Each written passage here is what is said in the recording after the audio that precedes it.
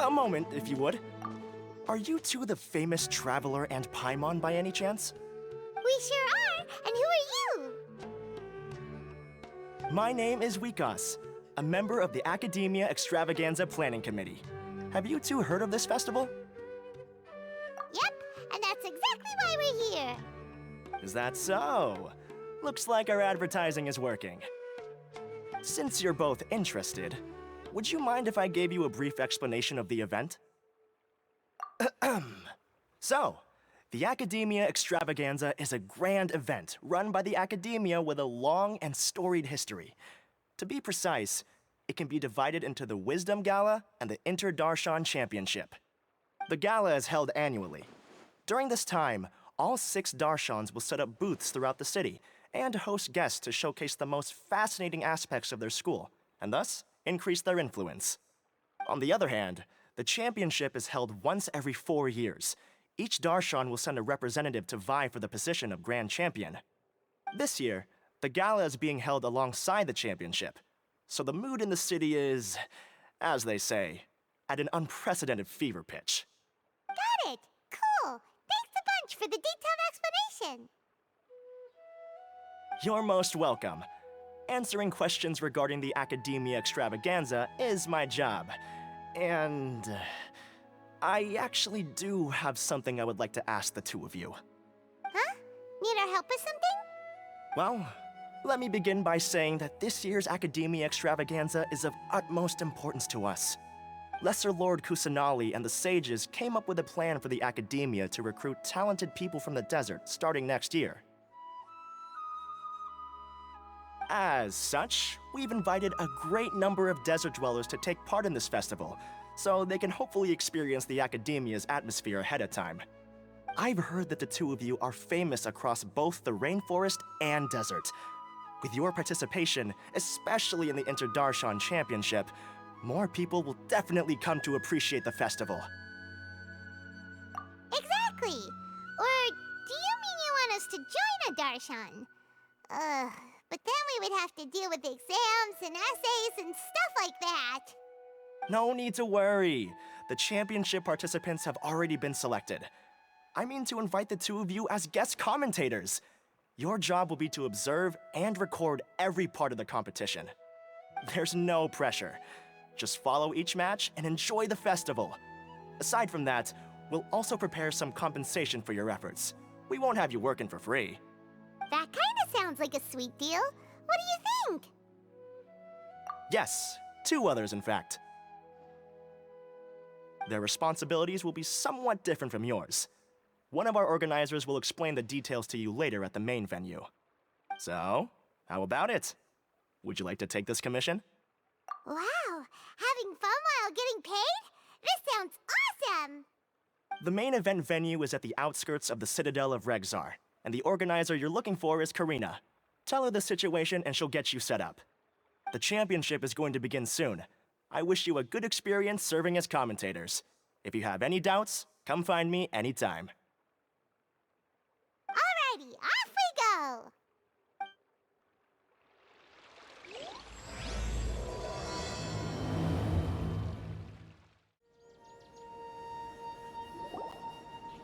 Welcome, one and all, to the Academia Extravaganza! Now then, allow me to reveal the prizes for this iteration of the Inter-Darshan Championship. Fabulous monetary rewards, research funds, a limited edition Genius Invocation TCG card, and the right to wear the Diadem of Knowledge. I believe that I need not elaborate as to how this is a symbol of great honor. She should be Karina, right? Looks like she's in the middle of something. Let's wait till she's less busy, then go introduce ourselves. The Diadem of Knowledge. What a perfect work of art. Every time I see it, I feel like I'm losing myself in its beauty. The one who proves fit to wear it must be a rare genius indeed. I believe that most of you have already seen the Diadem of Knowledge or have heard tales about it. 20 years ago, a researcher named Sachin bought it for a large sum of mora before donating it to the Academia. The generous championship prizes are also sourced from his sponsorship. Before we begin, allow me to express our gratitude to this researcher, who cannot be with us right now.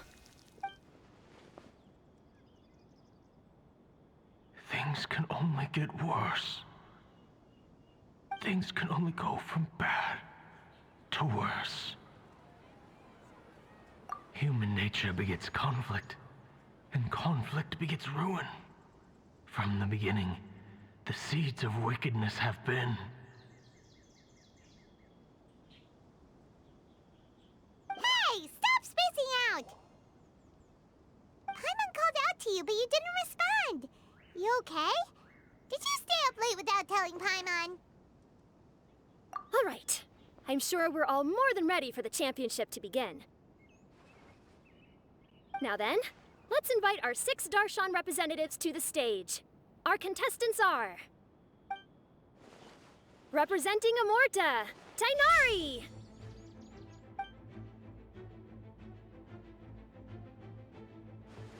Representing Spontamod, Sino!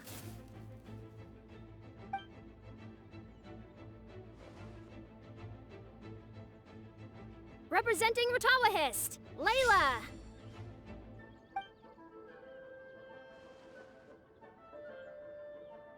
Representing Haravatat, Farazan!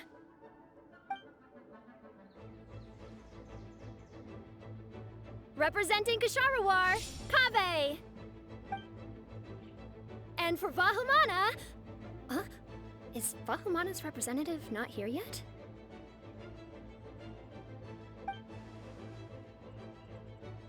These introductions are pointless. Let's just get this over with. Wait a sec. Why is he Vahumana's representative? Finally, our final contestant is Vahumana's representative, Hat Guy! Oh, so that's Hat Guy. I think I've seen him before. You know who he is?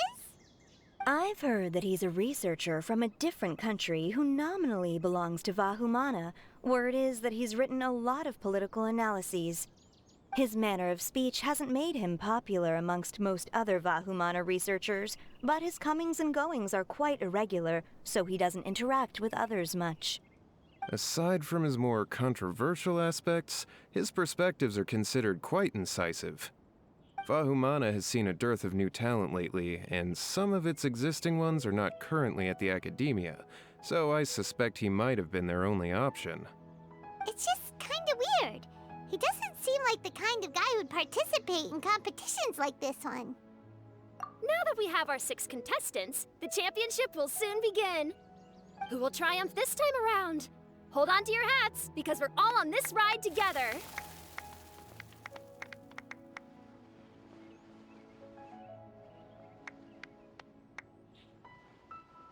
Huh.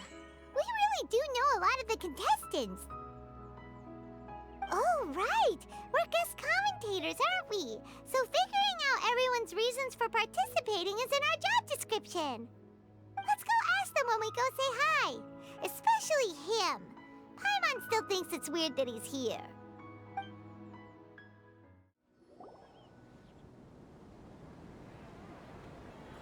We meet again, you two. Hey, Tainari! We came here to check out this extravaganza event, and then they invited us to be guest commentators. Is that so? I heard that there would be guest commentators recording the proceedings with cameras, but I didn't expect they'd be you two. It's a pleasant surprise that you're visiting Sumeru again while I'm still on leave. When everything comes together perfectly like this, I call it the biryani factor. Because it's always rice to meet stew again. Ugh. So, Tainari, you're representing Amurta, and Sino is representing Spontamod. But haven't you both already graduated? Can alumni also take part in a competition? I had wondered the same thing. When I was told the news, I was actually more shocked than you are now. I later found out that anyone who has been a part of a particular darshan has the right to participate. Graduation status has no effect. So that's the rule, huh? There are some restrictions, though. For example, Sages cannot participate. Any given person can only participate in one instance of the championship, and so on. That's right.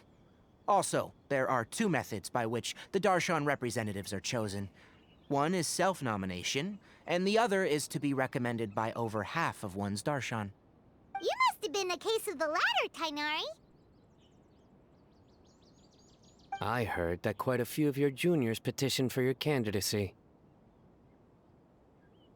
Sometimes I wish I could clap a few of them over the head and tell them to spend that time on studying instead. Well, you can, but after some consideration, I realize this could be a good opportunity for me. Next month, we're having a public lecture on ecology at Gandharvaville. If I participate in this event, I might be able to utilize its popularity to promote the lecture. I'm not that concerned about becoming the champion, unlike someone here.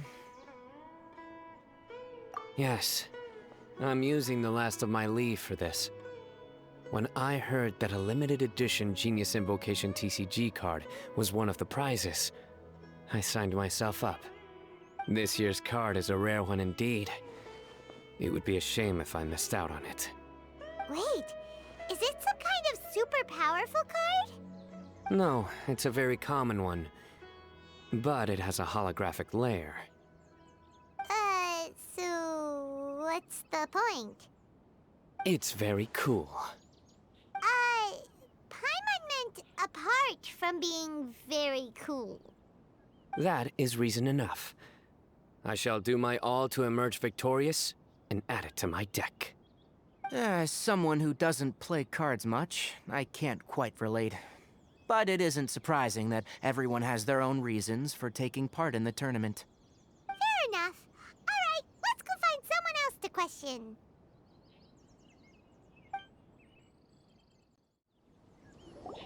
Kaveh! Farzan! Layla! Huh? Oh, it's you. Why are you here? We're here as specially invited guest commentators. Our job is to record what happens during the competition. Is that so? In that case, I'll have to trouble you to catch the moment of my triumph on camera. Remember to shoot from behind at a lower angle. You know, to capture a seniors class. Don't get ahead of yourself now. Victory will obviously be mine. You're far too young to even consider challenging me. Kasharawar or Ratawahist, you're all children as far as I'm concerned. Actually, I was going to ask, how do you know me, Madame Farzan? Huh? You don't remember? I sometimes see you in the library at night. You even waved at me. What? I don't remember doing that at all. Huh. How strange. However, this is not the time for curiosity. I am Farozan, a household name in Haravatat. You are Layla from Ratawahist, I presume? Yes. Good. Then we are officially introduced. See? Simple as that. I like respectful ones, by the way. Would you like to join my research group? Madame Faruzan, I'm quite sure this counts as poaching. Let's dial things down. I know, but it's been tough getting people these days. And research funding has been hard to secure. But once I win this tournament, it'll be a different story. So you're just here to increase the amount of funding you're getting? Well, not just that.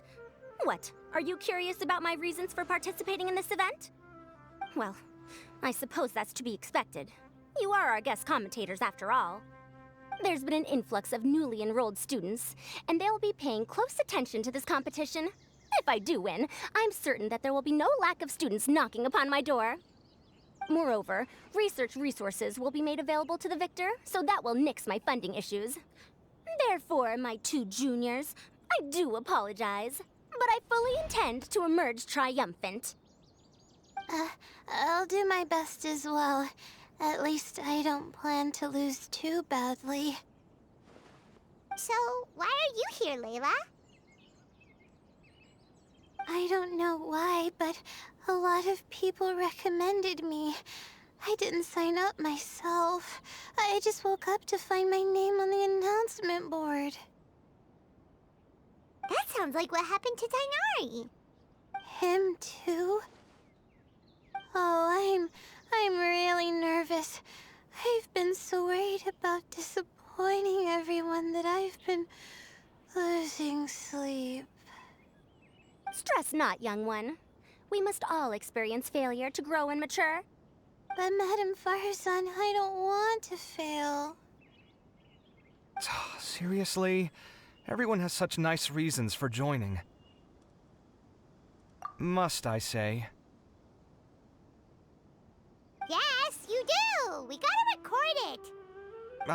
Well, you know, right? I want to buy some property.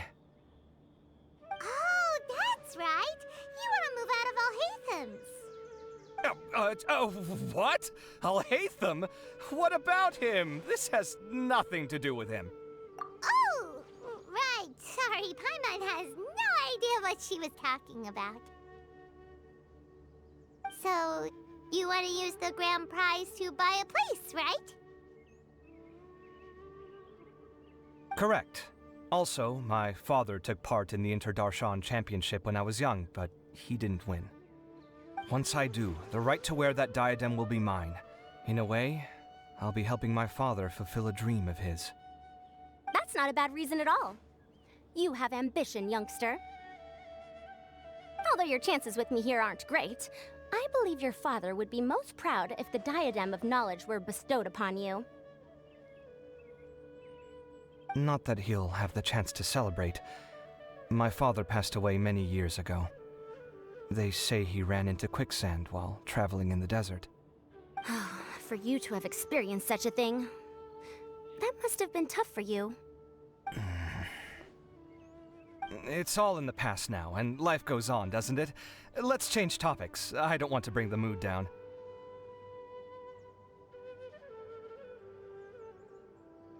All right.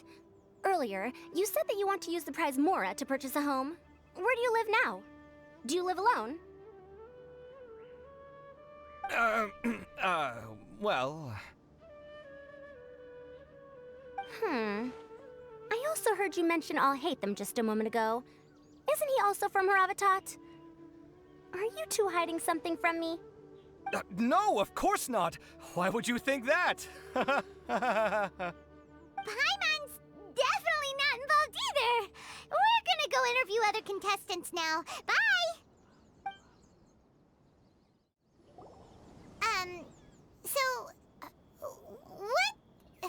What are you... Just call me Hat Guy. That's the name I use in Vahumana. That sounds like a nickname, not a real name.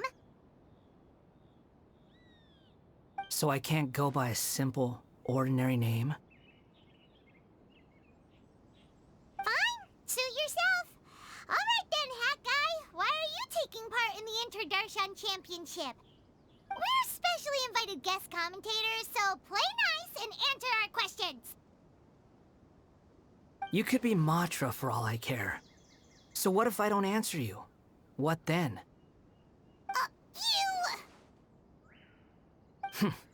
I'll tell you this much.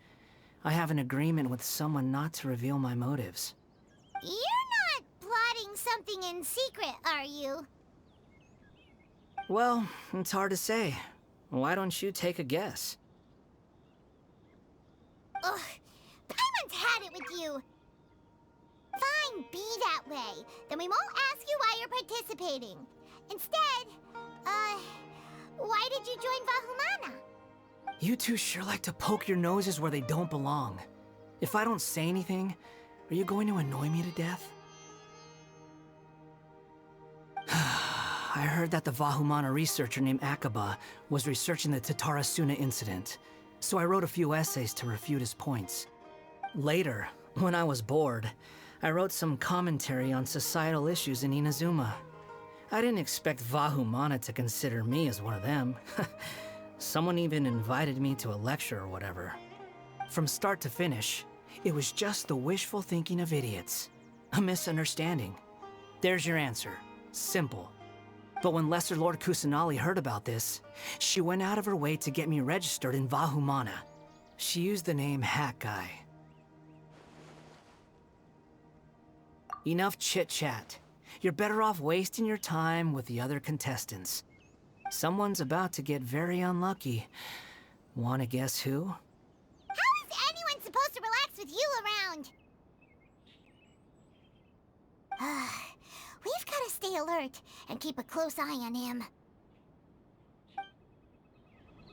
Looks like Karina's got a moment now. Let's go chat with her. Ah, you must be the guest commentators Vikas invited. I've heard about you. I saw you two having quite the lively conversation, so I thought it would be best to wait. Are you two free right now? We were actually looking for you, too. Excellent. Then please allow me to explain your job responsibilities in detail. First, please take these two things. The first item is a custom camera from the Academia. Please use it to record the competition as it unfolds.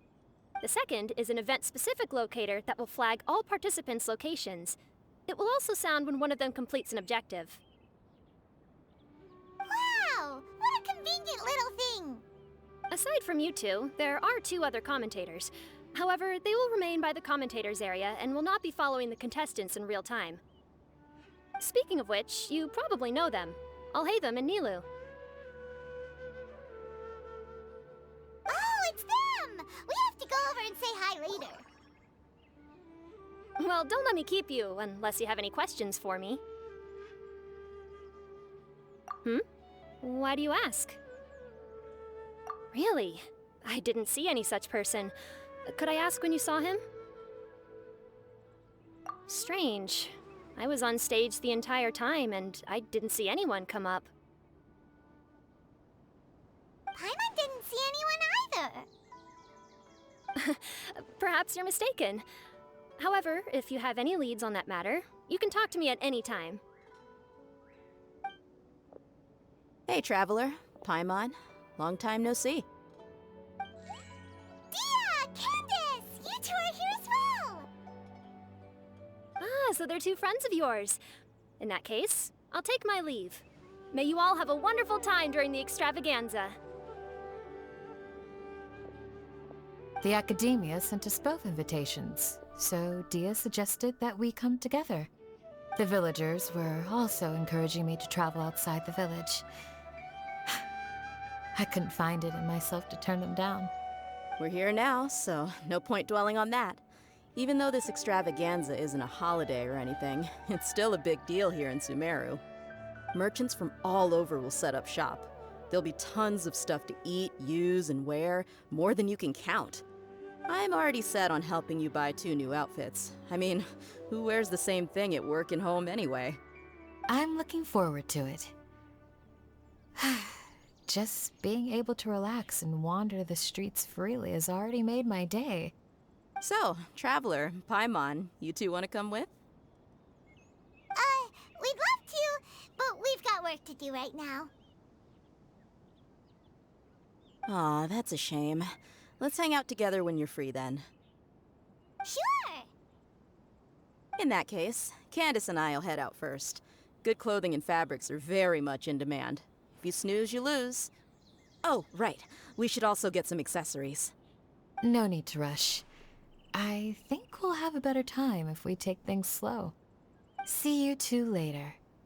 Feel free to come find us whenever you have the time. Paimon didn't think that Candace and Dia would come. Hanging out with them sounds like a great time. Still, looks like the competition's starting soon. Let's go over to where Alhaitham is and see what's going on. I will now announce the rules for the first round of the competition. Please listen carefully. During the opening ceremony, Academia staff released several cages of butterflies, and many of them are now fluttering within Sumeru City. Amongst these butterflies, 3 of them will be special swift flies. They have a different appearance and also fly a little faster. Your objective this round is to find a Swiftfly and bring it to me.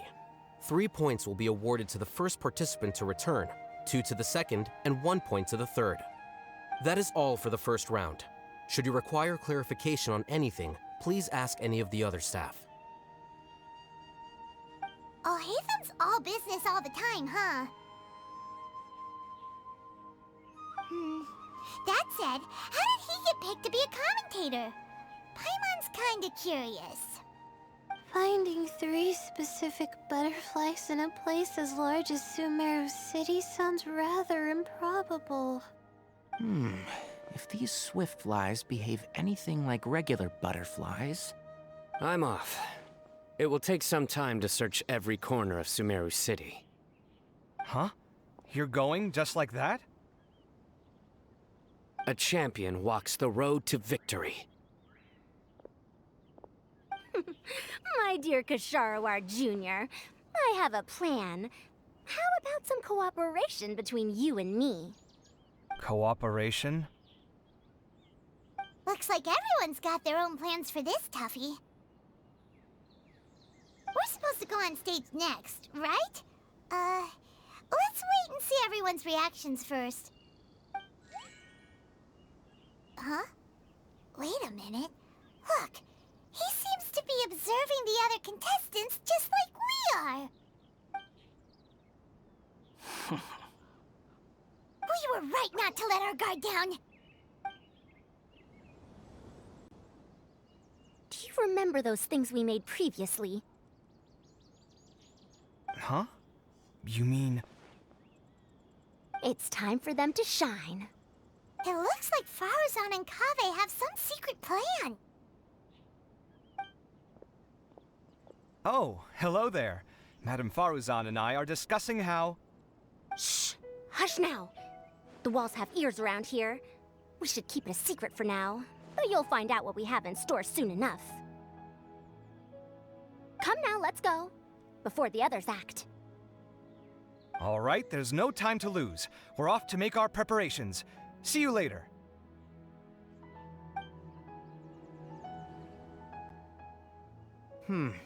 This is basically what I'll need. Do you think you'll have any difficulties? I have most of the reagents with me, and I can buy the rest. Kale, you're here too!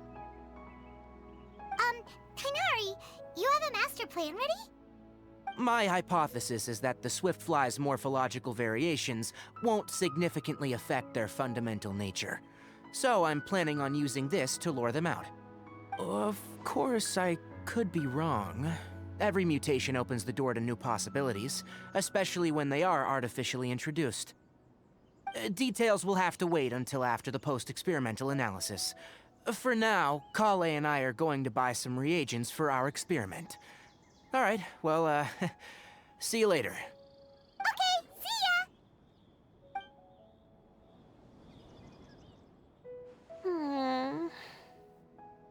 Hey, Layla! You look a little worried.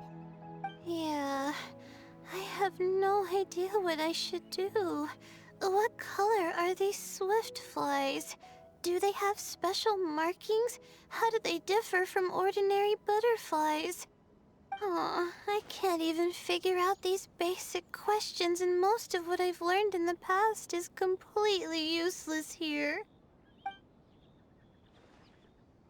Aren't people who research the stars supposed to have some extraordinary abilities? Why not use astrology to solve it? Oh, you're another contestant. That hat guy, was it? Is it that you can't use astrology during the day? Guess that skill's less useful than I thought. No, it's not like that. If it's daytime, all I need is an astrolabe. So, why don't you do that then? Mona Magistus, the astrologist, said that those who constantly use astrology to obtain things that shouldn't be theirs will eventually lose the blessing from the stars. It's just something I read in an academic publication. I really love to read Mona's essays. You're overthinking it. Power is just a tool. It just seems to me that you don't have the resolve to win this. Well, suit yourself. Wallow in your immature ideals if you like. Hey! Seriously? Just walking off after saying a bunch of mean stuff like that? Did I say something wrong just now?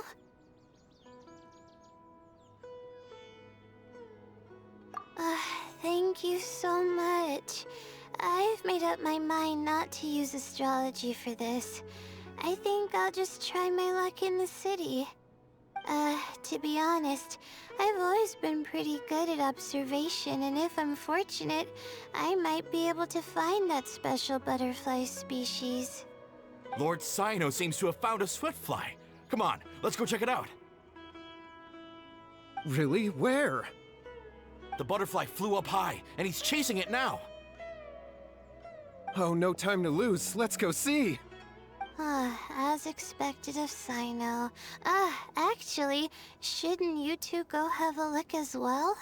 The moment when he catches the butterfly will likely be one worth recording after all. I'll head into the city shortly to start my own search. I'll see you later.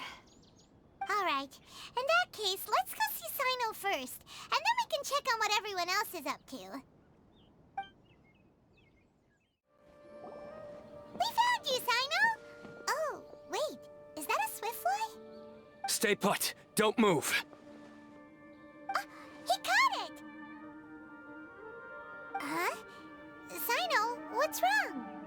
This isn't what I'm looking for. It's a... Finally, I made it. I heard that you caught a swiftfly, Sino. Mind letting me see what it looks like? Hold on. Isn't this the mechanical bait that I released earlier? Why would you catch that instead of a swiftfly? Wait a minute. If we consider this from a different angle, isn't it a good thing that the bait you made was convincing enough to fool even Sino? That's right. During a previous interior design project, I felt that the artificial flowers on a wall were a little bland, so I decided on placing a few moving mechanical butterflies to add some pizzazz. In order to make them both small and nimble, I consulted with Madame Faruzan. Not long ago, the two of us took all those mechanical butterflies and released them into the city. Why would you do that? Need you even ask? Young people these days really do need to get out more. Have you never played that game where you place strips of paper on a bamboo pole and wave it across a field of flowers to attract a whole kaleidoscope of butterflies? No, I haven't.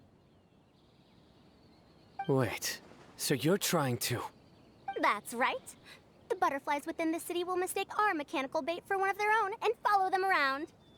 As long as we keep releasing and retrieving our bait, we can capture all the butterflies within the city. What comes afterward is just a matter of separating the swift flies from the others. Huh. Guess that's one way to do it. Do not underestimate the wisdom of your elders. I had already thought of this method the moment the round's rules were announced.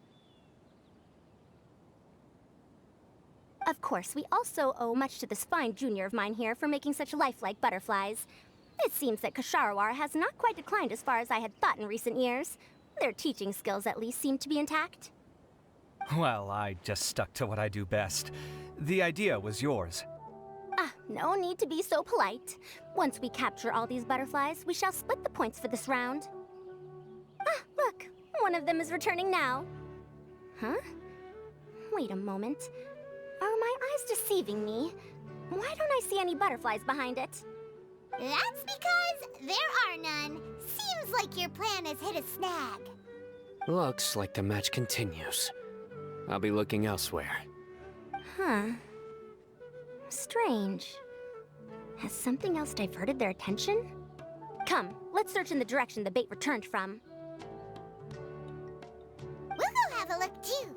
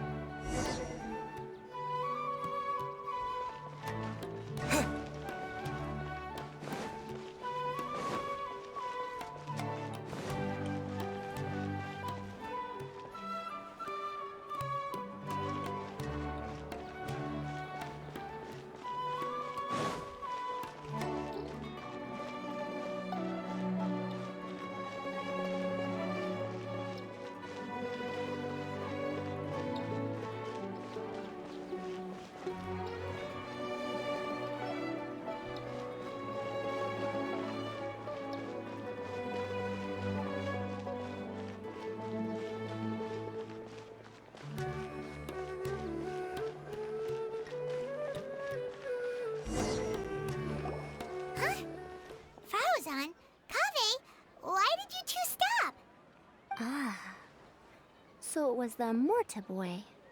Tainari! Fascinating, isn't it? The butterflies have all congregated here due to a special incense that I used.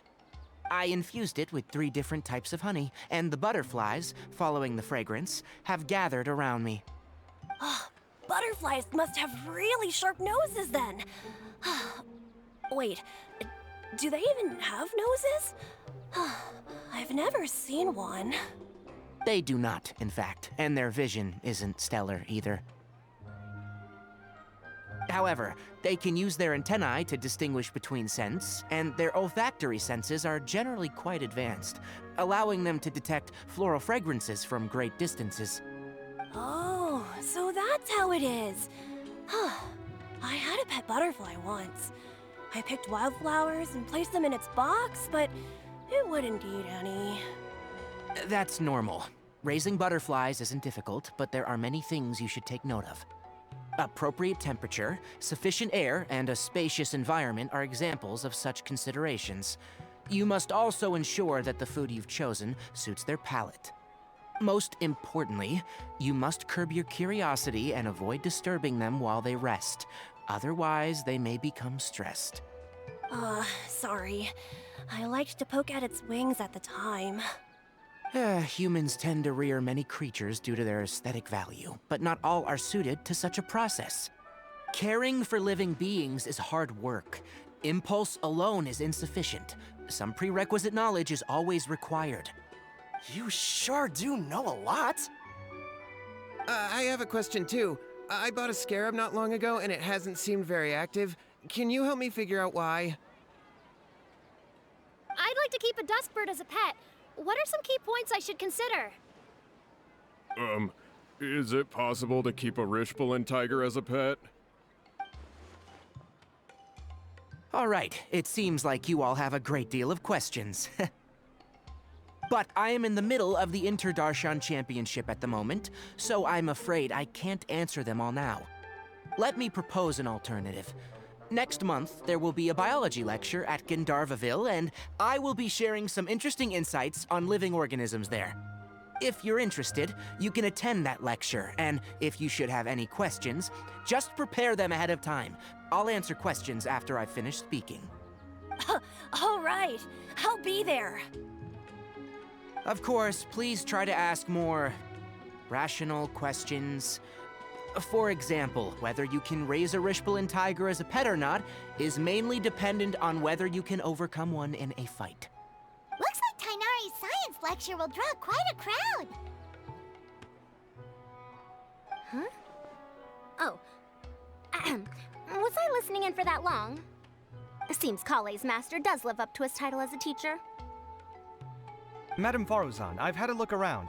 Nearly all the butterflies in this area have been attracted by the incense. However, we can cast our bait further away to avoid this area. All right, then let's get moving. We shan't let all the butterflies get away from us if we can help it. Seems like the competition's really heating up. Let's go see how the other contestants are doing.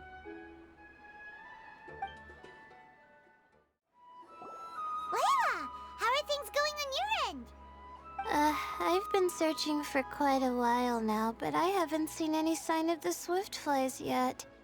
Instead, I ended up catching a few mechanical devices that looked very similar to butterflies. I wonder where they came from. Looks like Barozan and Kave's devices are everywhere now. I'll keep up the search. That said, I've noticed that a number of butterflies in the city has already decreased a lot compared to when the event started. Probably because the other contestants are coming up with their own ways to catch butterflies. Alright, I'll do my best too. Huh? What's this? Oh, what a coincidence. I guess I just need to catch it now, right? Oh, please wait. There it goes. It's so fast! Paimon thought all Hatham said they were only a little faster. No, come back. Come on, Traveler, let's go too. locator's going off! Looks like someone's already cut themselves a swiftfly!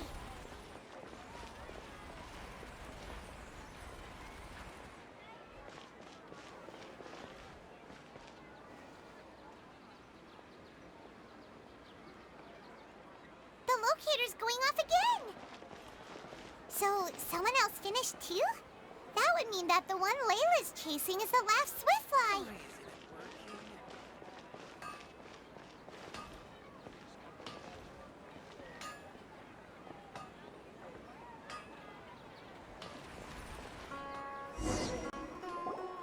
Oh, it just occurred to me that we should also get you a makeup box.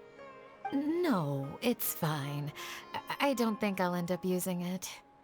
Maybe you won't, but it doesn't hurt to have one, right? Come on, just trust me on this one. Huh? Who are you, and what do you want? Please, don't move. Don't move? Who sent you? Dia. Don't worry, I can handle this. Now, tell me, what do you want?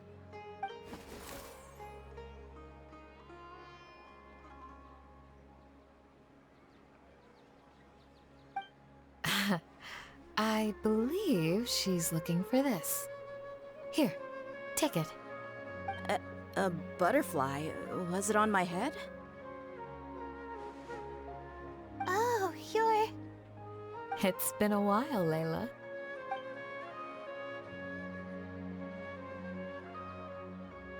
A friend of yours? Oh, so she must be the one you were telling me about. Huh? You two know each other? Oh yeah, it has been some time. The first time I ever woke up after sleepwalking, I somehow found myself in our village. Candace was the one who took care of me then. That's right. She didn't look well, so I gave her something to eat. She said a lot of complicated things about astrology, the night sky, the stars. Not sure I understood it all, but it sounded pretty enchanting. Right. Do you still want this butterfly? It seems like you were chasing it all the way here. It's of little use to me, but if you don't want it, I can release it. Just let her have it. It's no big deal. The swiftfly was flying so fast, but you were able to catch it like it was nothing, Candace. Oh, it didn't seem that quick, really. I was actually worried that I would injure it, but I'm glad that didn't happen. Anyway, sorry about the butterfly thing. With the way you suddenly came running over like that, I thought you were hired to take us out or something. Huh. On second thought, I guess I've never seen an assassin that looks tired with dark bags around their eyes. Oh, you must be taking part in the championship. Take it from me. Don't let it stop you from getting some rest. I'll do what I can. Thank you. We'll be on our way then. See you later. Alrighty, let's bring the swiftfly back together with Layla. It seems we have a third contestant who has returned with a swiftfly. With that, the first round has come to an end. I anticipate that all of you will keep up the effort for the second round. Dismissed. Your closing statement sounded so... how do I put it? Decisive? Well, you could certainly stand to try being more decisive, Nilu. It would help you live more freely. Hang on a second. Who were the first two contestants with swiftflies? Tainari was first, and as for the second, it's being discussed right now. Hey, Alhaitham, I think I've come up with a good idea. Second place gets 2 points, right? Can't Madame Faruzan and I split the points between us? Quite the imagination you have there. I've read the championship handbook from cover to cover, and I never saw any rule which permits that. Then we can just add a rule. Do you really think I'd do that? Oh, come on, you're not going to stand in the way of my victory, are you? Well, you're free to send the organizing committee an application outlining your naive proposal. They'll get back to you within 3 working days. 3 working days? It'll be too late by then. Unfortunately for you, even dreaming is gonna cost you. Ah, Paimon gets it now. Kaveh and Faruzan found the second Swiftfly together, but the rules say that only one person can get the points. Oh well, the rules are the rules. Since you call me madam and politely ask for my help, I shall give you these points. So I'll put the points under Kaveh's name then? No. If I take these points, won't that only detract from your contributions, Madame Faruzan? You might be alright with that, but I cannot do it. Not in good conscience. I don't have any problem with it. There are 2 more rounds after all. Losing one isn't a major setback. But if you insist, I have another method. We can draw lots to see who will receive the points. Lots, huh? What? Is there something wrong with that idea? No. Well, let's do it. All right. I'll get the paper needed for the lots. Give me a moment. Oh, seriously? I'm sorry, but it appears that luck was on my side this time. No, you do deserve it. I'm just lamenting my bad luck. Perhaps that's why my life is rife with troubles. Indeed. It's rare to see anyone with such terrible luck be so willing to decide victory via lots. And what would you know about that? I just... We can save bickering for later. Record the points under Faruzan, and that'll finally bring the first round to a close. The second round will be held in the desert. We'll be moving our commentator stand over to Aru Village. Let's meet up in Aru Village once everything is ready. I'll announce the details of the second round then. Till then, you have some free time. I'm off the clock at this point, so it's farewell for now. Wait, I'll hate them! You... Don't be upset, Kaveh. Sighing can carry away your good luck, you know. Oh, so that's how it works. In that case, I'll take in some deep breaths. Maybe that'll help me make up for all the luck I've lost. It's really no big deal. 2 points aren't enough to decide victory or defeat just yet. I'll win the next round, you'll see. Looks like you've managed to pick yourself back up, young man. Good. I must warn you, though, that I'm quite familiar with the desert. You'll have to try your best if you don't want to lose. I'm no stranger to the desert either. I'll be fine. All right then, that's enough chit-chat for now. I'm going to check the area out. So the current standings are Tainari in first place, Faruzan in second, and Layla in third. Guess we should also take a nice break before the next round starts. But where should we go first?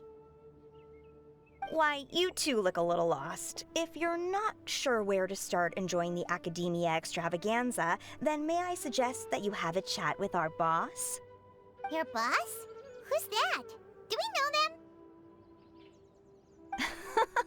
Well, only the most famous merchant in all of Sumeru, Lord Sangamo Bay.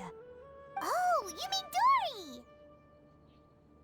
Precisely. Our boss sent me to inform you two that she'll be waiting for you at Sumeru City's North Gate.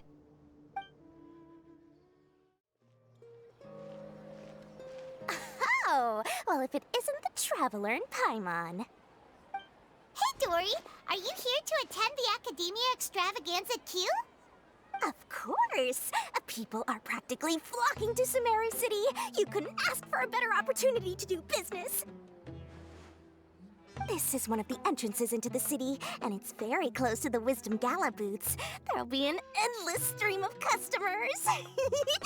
I can already hear the Mora going clink, clink, clink as they fill my coin pouch. Well, is there anything you'd like to purchase? We've got everything you need and deals that can't be beat. Well, do you have anything to eat? Oh, wait, we're celebrating the extravaganza and you're only thinking of eating... I mean, of course, we've got lots of things to eat. That said, I recommend that you also consider some of the great bargains we have going on. The Wisdom Gala is about to begin, and once it starts, each of the Darshans will prepare a small challenge for everyone. And just between us, I have some super booster supplements for sale. Eat just one to boost both your strength and dexterity for a short time, allowing you to overcome any challenge. No thanks, we'll pass. These little challenges are gonna be a cinch for the two of us. Just you watch. Anyway, Paimon just wants something to eat, please. If you don't have any food, then we'll just go somewhere else. All right. Mora is Mora, after all. Oh, what would you like to eat? Well, Paimon's pretty hungry right now. Do you have any touching? Let me see. This is a huge job, isn't it? If this works out, we'll be set. Here you go. 2 servings of touching. See? I told you there's nothing Lord Sangamabe can't procure. Yay! Huh? What are you looking at, Traveler? Oh? Who? Someone we know? Was it someone suspicious? Have we attracted some unwanted attention? Huh? What's happening, Dory? Is there something else going on? I don't know who you saw just now, but I do have some hard-to-come-by information about the extravaganza. If you want to know more, we can talk business later.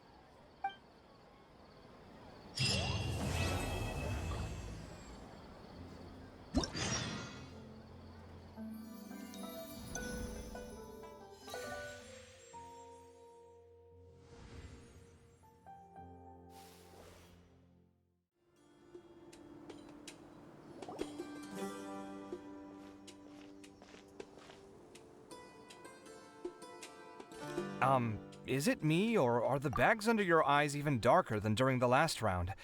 Are you all right? Thanks for the concern, Kaveh.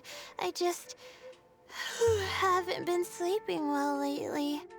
Even though I try to fall asleep, I can't get the championship out of my head.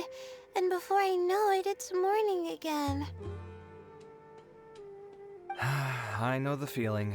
That happens to me too when I'm agonizing over my blueprints. Do you have any tips for dealing with that? To be honest with you, no. You could say there are many things that don't have a quick fix and can only be endured.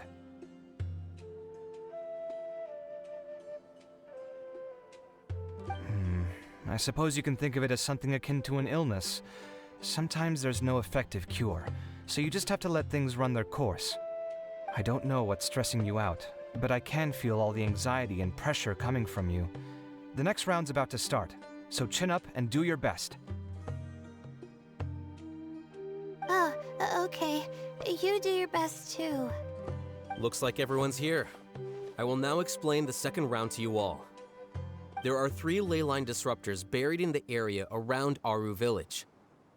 These devices can imitate the effects of leyline disruption and will constantly interfere with the environment. Your goal is to shut them down. The first 3 who manage to finish this task will be awarded 4, 3, and 2 points accordingly. Note that each person may only bring a set amount of food and water with them, and that leaving the designated competition zone will result in disqualification.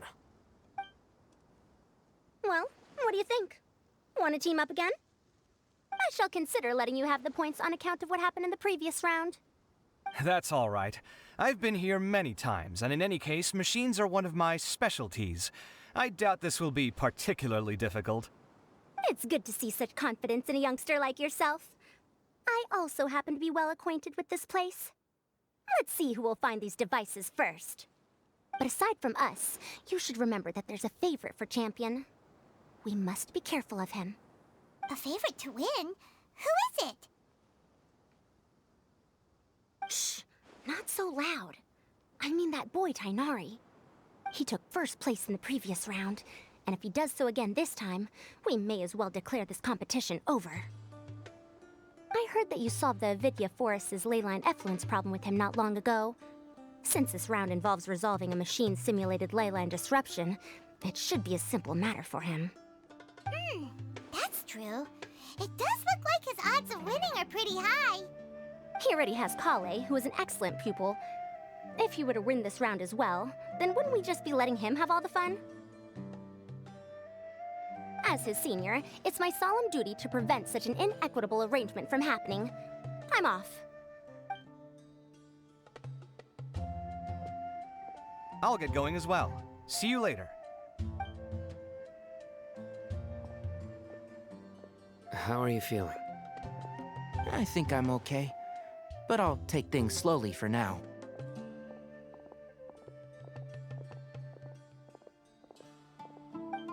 Is this all the water we're getting? Sorry, that's what the rules say. While this round seems to be about how quickly you can shut down the devices, it's also testing your ability to survive in tough conditions. I knew it'd be harder than I had expected. So we'll either need to find the devices as quickly as possible, or we'll have to save our energy and wait for an opportunity. Okay, I'll head out shortly. Thanks a lot, Nilu. You're welcome. Please take care of yourself. Well, there goes everybody. So, who should we visit this time? Let Paimon think. Oh, right! Didn't Farozan say that Tainari's the favorite to win? Let's go look for him first.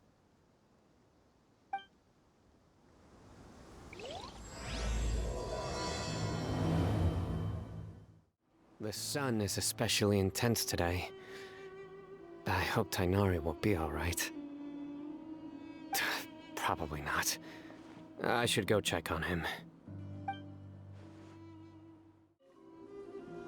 This seems more annoying than the last round. That's fine, though. I'll find some place to sit and watch them scurry. Hey, Tainari? Tainari! Huh? Weird. The locator says that he should be around here somewhere. Tainari! Can you hear us?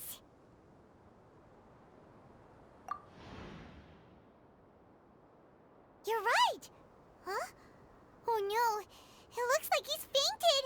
We have to help him! Tainari, are you okay? It's so hot. Oh, so you passed out because of the heat. Are you not used to getting around in the desert? That's right. I usually bring lots of water when I go to the desert, precisely to avoid this situation. I went through all my water very quickly, and with the effects of the disturbed ley lines, I started feeling dizzy. My ancestors, the Valukashuna, were originally from the desert. But I guess this is what happens when a species migrates. They become intolerant of their original environment. This isn't the time for a history lesson. Let's get you some water. Humans. Such fragile beings. Your bodies can't even survive extreme changes in the environment. Here, take this. Let him drink it.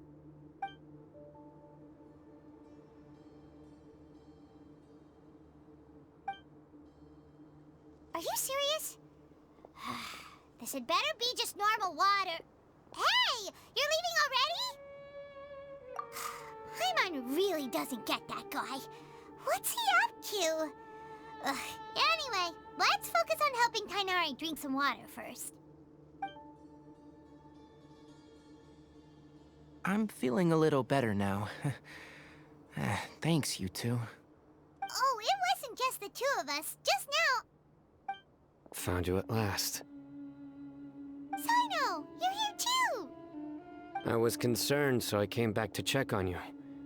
Will you be able to go on? The fur on my tail is so dry, it's practically been singed right off.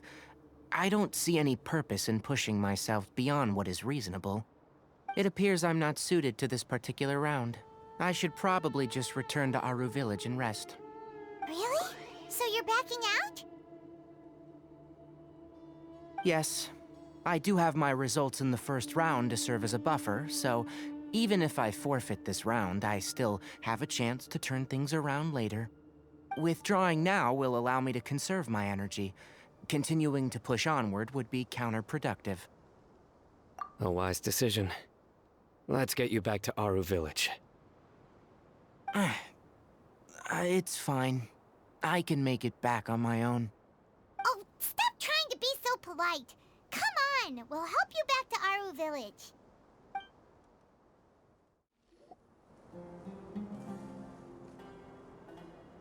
How are you feeling now, Tainari? Do you want to rest some more? There's some shade here, so we can stop for a while. All right, let's do that.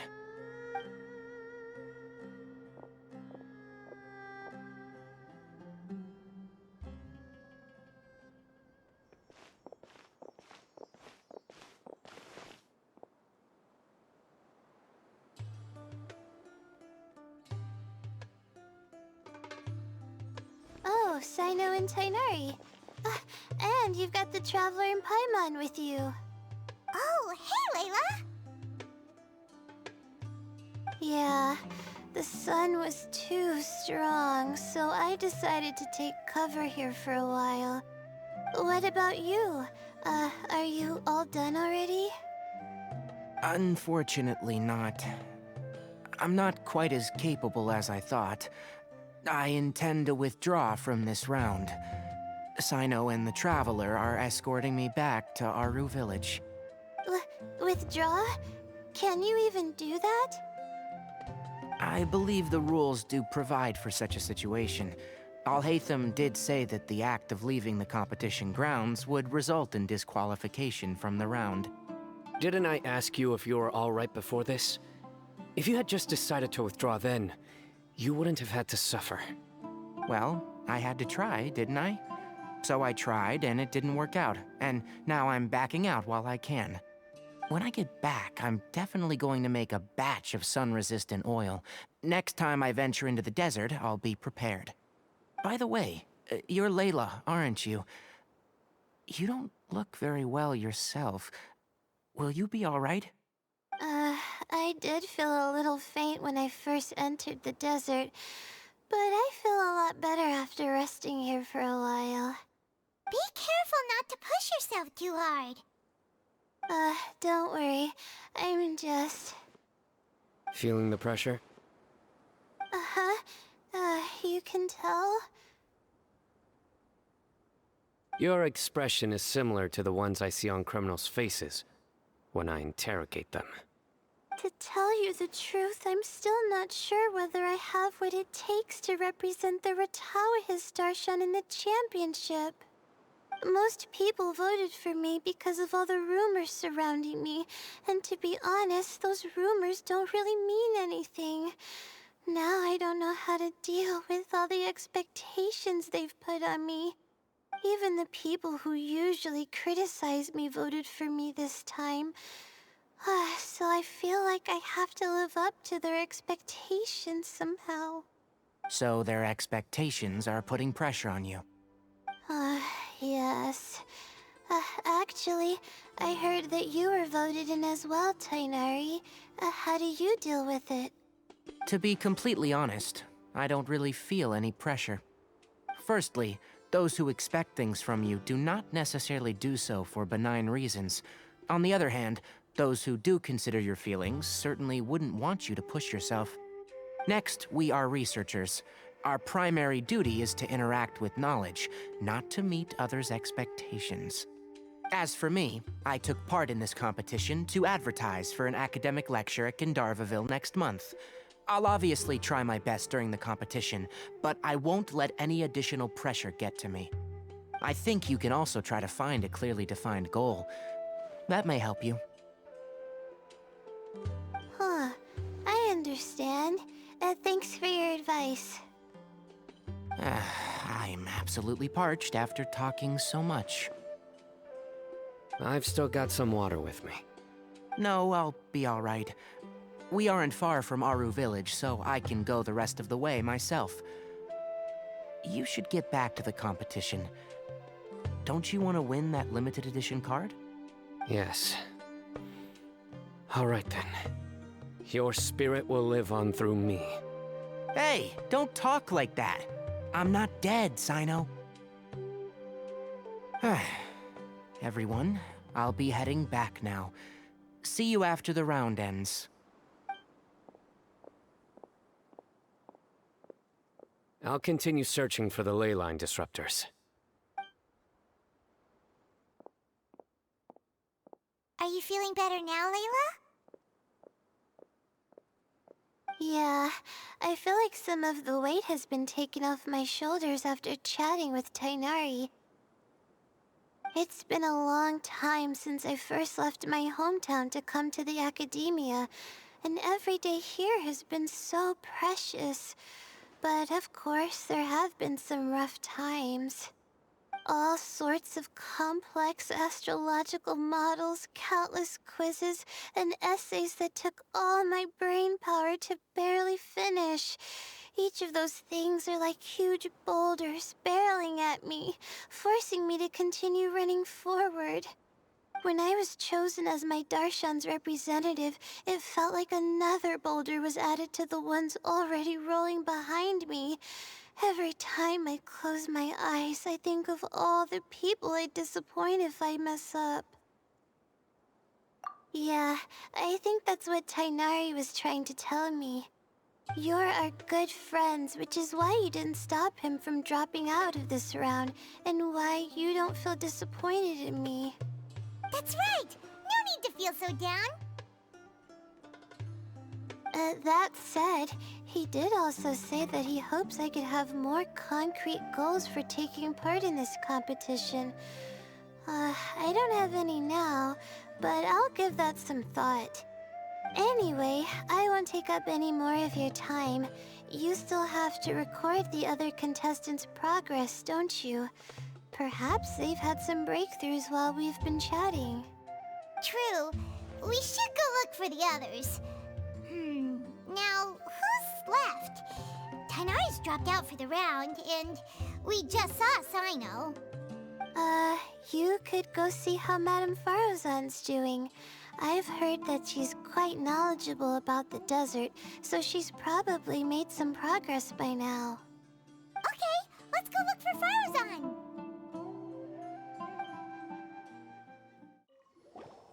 Looks like someone's taking it easy.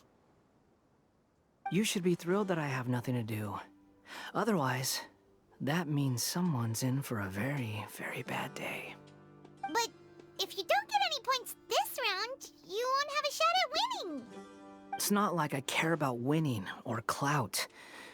Really, the real prize for me is watching all these people fight over something so useless. Oh, you reminded me of something. There shouldn't be any more incidents after this round. If you'll excuse me, I have somewhere to be. I will never give up. How did the rest go? Oh, right. I will never give up. My will is my greatest weapon. There's another one. Hey there, Farozan. Have you made any progress? You're just in time. I'm about to start digging right here. Oh, you found the ley line disruptor already? Such a simple problem could never confound me. Not long after entering the desert, I discovered a primal construct that was acting abnormally, so I followed it all the way here. Once I got near here, it suddenly disappeared. Something unusual must be happening around this area. You're a true expert, Madame Farozan. You knew what to do right away. Well, I do happen to have more experience than most. But that aside, has anyone completed this challenge yet? Nope, not yet. Well then, I suppose I'll be the first. What about that boy Tainari? Oh? And why's that? He's used to being out and about in the desert. Huh. I didn't think he would have such a weakness. I suppose he could use a bit more training.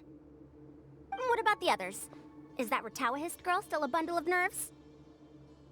Tainari gave Layla some advice, and she seems to be doing a lot better now. Sino just started his search for the disruptors, and as for Hat Guy, well, who knows what he's thinking. And what about Kaveh? Has he found a ley line disruptor yet? Paimon doesn't think so, or our locators would have already let us know. Strange. What's he lollygagging for? With his skills, you should have heard something from him by now. Well, I'm afraid the most thrilling moments are already done here. You should probably go find Kaveh and see how he's faring now.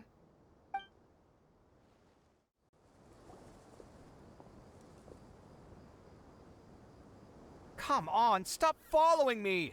I already gave you all the food I had on me.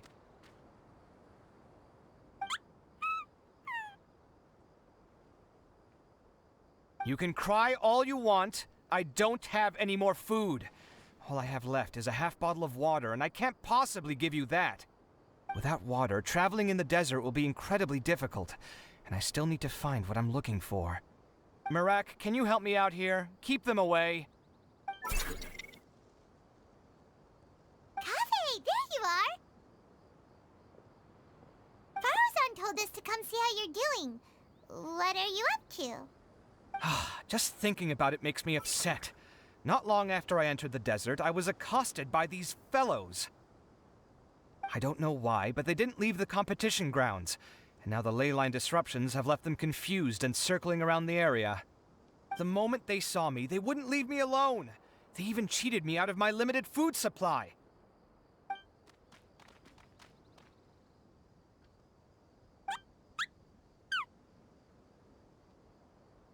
Hey, didn't I ask you to keep them away? Kaveh, is this flying metal thingy yours? That's right. This is my toolbox, Marak. Your toolbox? Huh. It seems pretty fancy. Hey there! Can you understand us?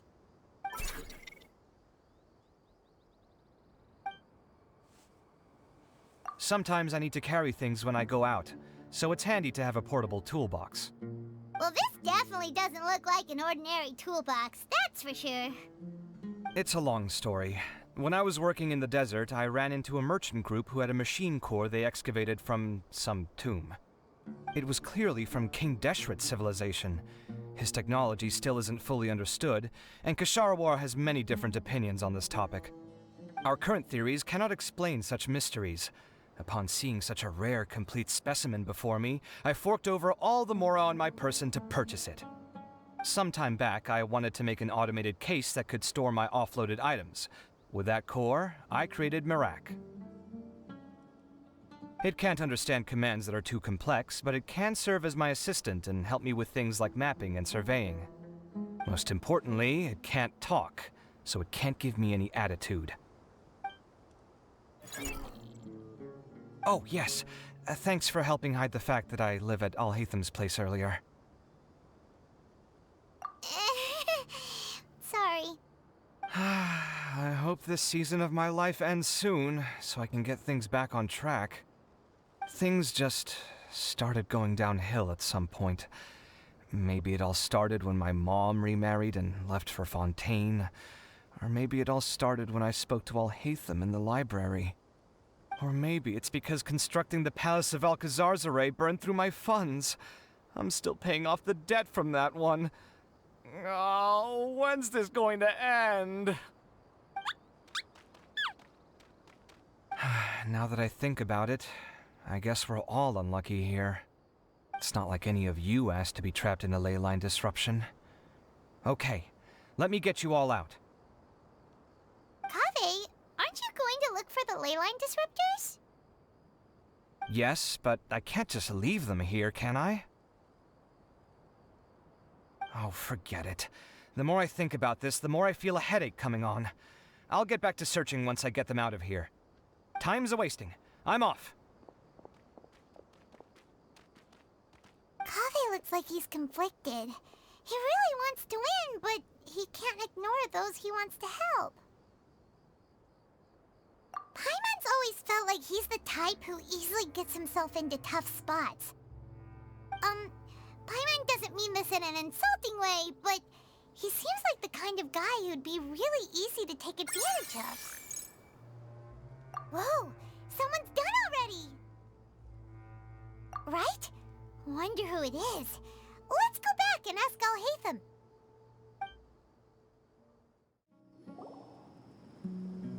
Verification complete.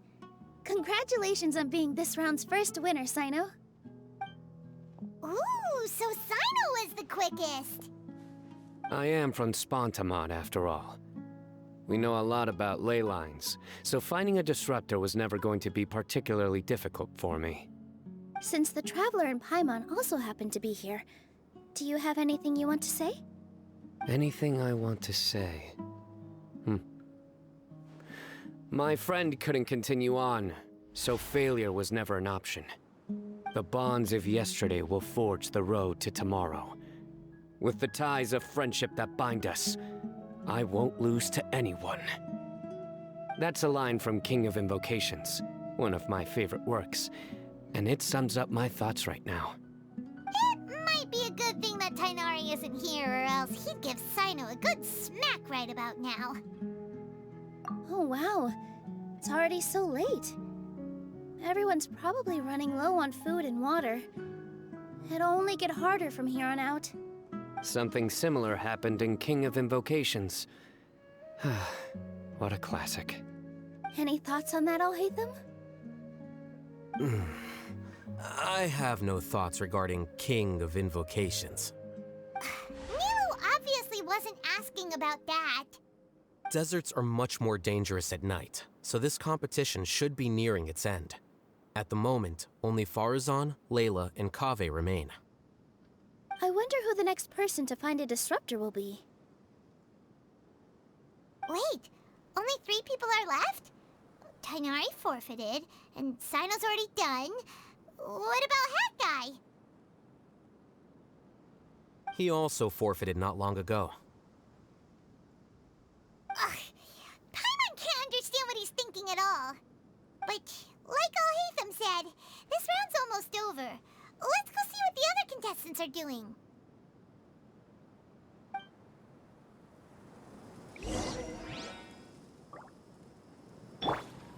Hey!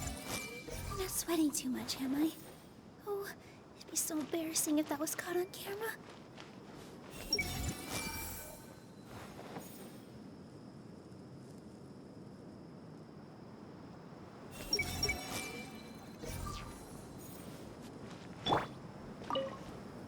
Are you all right? Much better. Aru Village's hospitality sure is something. 2 whole pitchers of water, to be precise. If your throat's too wet as a result, I can provide some dry humor. No, thanks. Much appreciated, though.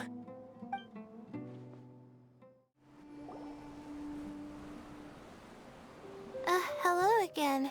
You know, it suddenly occurred to me that you guys have had to do a lot of running around this time. Don't you find it tiring? Really? Wow. I don't know where you get your strength from. The desert's getting colder now that night's falling, and the wind can really sting your face because of all the sand in it. Has anyone finished this round yet? Sino's already shut one down. Have you made any progress yet? I circled the whole area, but I didn't find anything. But I did have the chance to think some more about that thing that was weighing on my mind, and I realized something.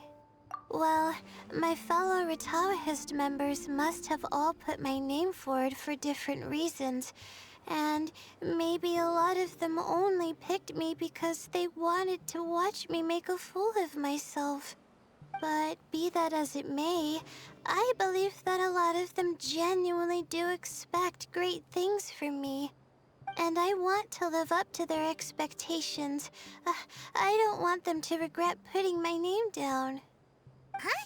But doesn't thinking like that put a lot of pressure on you? Of course, that comes with some amount of pressure for sure. But now I've thought about it, I don't feel like this is something I have to do.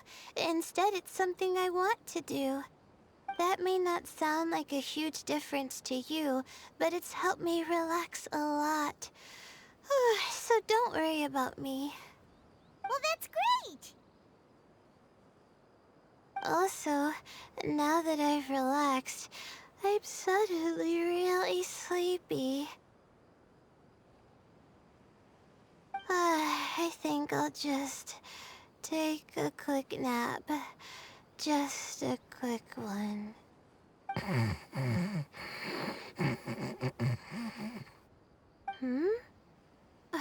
But the competition isn't over yet. Oh, Layla. She's really a bundle of nerves, isn't she? Wait, you're... Good to see you too. It's nice to be out. Feels like I've been cooped up inside for quite a while. Well, since I'm here, I guess I should help her finish this. What are we supposed to be doing here again? Finding a ley line disruptor, was it? Let me see. Looks like she's basically gathered all the information she needs. It won't take long to wrap this up. Come with me, you two.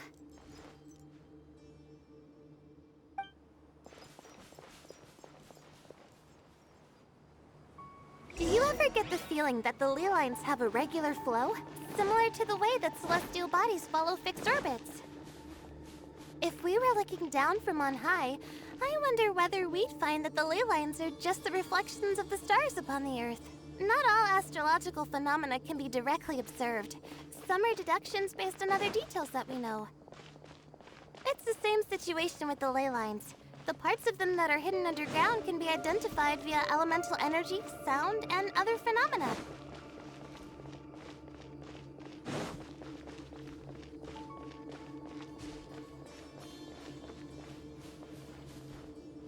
Plus, now that someone has shut one of the disruptors down, the contrast between before and after can provide me with further information still.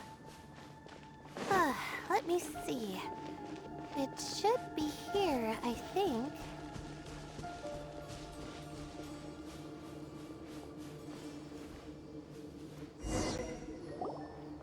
This should be it, right? I'll turn it off. That should restore the ley lines in the area to normal. Nice work! Again, I didn't do any of the real work. I'm just wrapping up. She'll probably wake up soon. No doubt she'll be a little disoriented at first, but once she's got her bearings, she'll go and report that she shut down this disruptor. Will you be staying here for a while? Or are you going to check on the other contestants? Oh, time to check our locator. Whoa, it looks like Kaveh and Farozan are headed towards the same place. Perhaps they're about to find the lost disruptor. Also, speaking of Kaveh, he's an interesting one. Huh? Why do you say that? Before the second round, he had a chat with the other me. He said that worries can be like illnesses. They don't always have a magic cure. Sometimes you just have to endure them as best you can until they run their course. But the way I see it, his situation is much worse than my other self's. She just hadn't found what she wanted to do at the moment, which is why she felt lost. Kaveh, meanwhile, knows what he wants to do. He's convinced that he has to win, and yet he still seems conflicted. He doesn't have a second personality, but somehow he still seems that he's at odds with himself in some way. I don't know exactly how to describe it. It's like he's smiling on the outside, but there's no joy inside, only sorrow. Still, who knows? He must be more experienced than me. Maybe he's just better at dealing with it all than I am. But back to the topic of wrapping up. Shouldn't you be getting back to the action to record how everything plays out? The last one, then the round's over. Oh, true. Okay then, guess I'll be going now. We'll keep everything you said in mind. Kaveh and Faruzan were super confident at the start, but it turns out they're the last ones to find a disruptor. But between the two of them, who's going to get there first? Let's head over quick. It should be around here.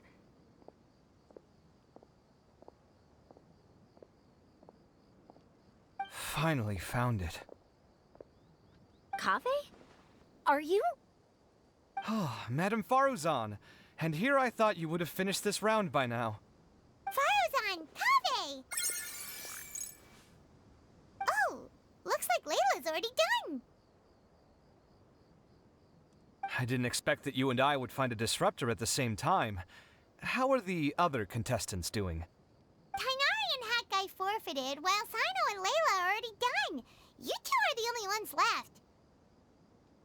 Huh? That's weird. Didn't you start digging really early on? Yes, I kept digging, but instead of finding a disruptor, I found a ruin. I fell down pretty deep, and it was completely dark in there.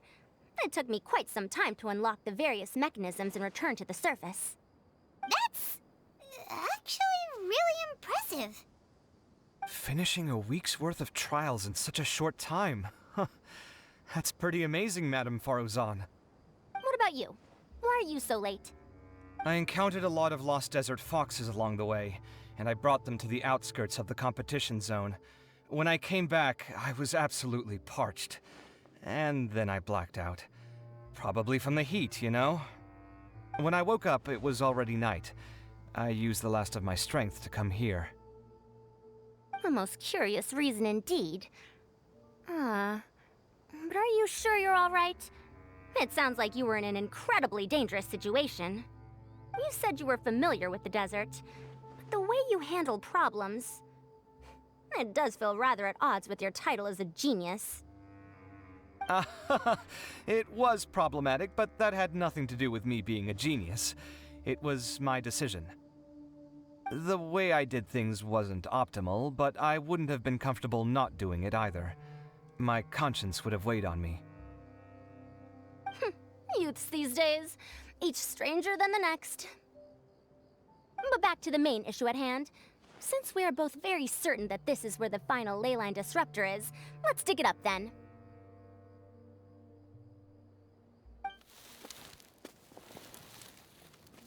Well, this is indeed it. Of that there is no doubt. But how shall we count the score this time? What is it, youngster? You seem relieved. Oh, nothing. I was just thinking that this round's finally over. There shouldn't be any more innocent creatures getting wrapped up in danger. As for the points, I guess we can draw lots again later. I can't think of anything better. Alright, in that case, let's all head back to Aru Village. Paimon thinks you'll both need some water and rest. Looks like the second round is over. I wonder who is faster, Kaveh or Madame Faruzan? Huh? Where's Madame Faruzan? She went to get water. She'll be back shortly. We basically arrived at the same time, so we'd like to draw lots again. You get caught up in some things so easily, like drawing lots. I'm not caught up in anything! Don't make it sound like I take pleasure in having bad luck! Really? Then should I say that you have a curious affinity for drawing lots? I'll go get the box and slips of paper for the lots. Please wait a moment.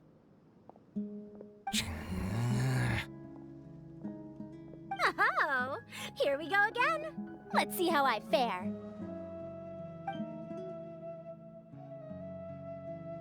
I got it! Did you see that? I won! Congratulations! Looks like Kaveh's luck's taking a turn for the better! Oh, finally! After all this time! It looks like you've been rewarded for your tribulations in the desert. This round's points are yours. And with that, our second round is done. Sino, Layla, and Kabe are our victorious contestants. As for the current standings, let me see. Sino and Layla both have 4 points, putting them both in first place. The rest in descending order are Tainari, Faruzan, Kabe, and Hakai. The next round will be the final one. Please rest up before then, everyone. I heard that some stalls at the Wisdom Gala are debuting new games, so feel free to drop by if you're interested. Otherwise, see you next round.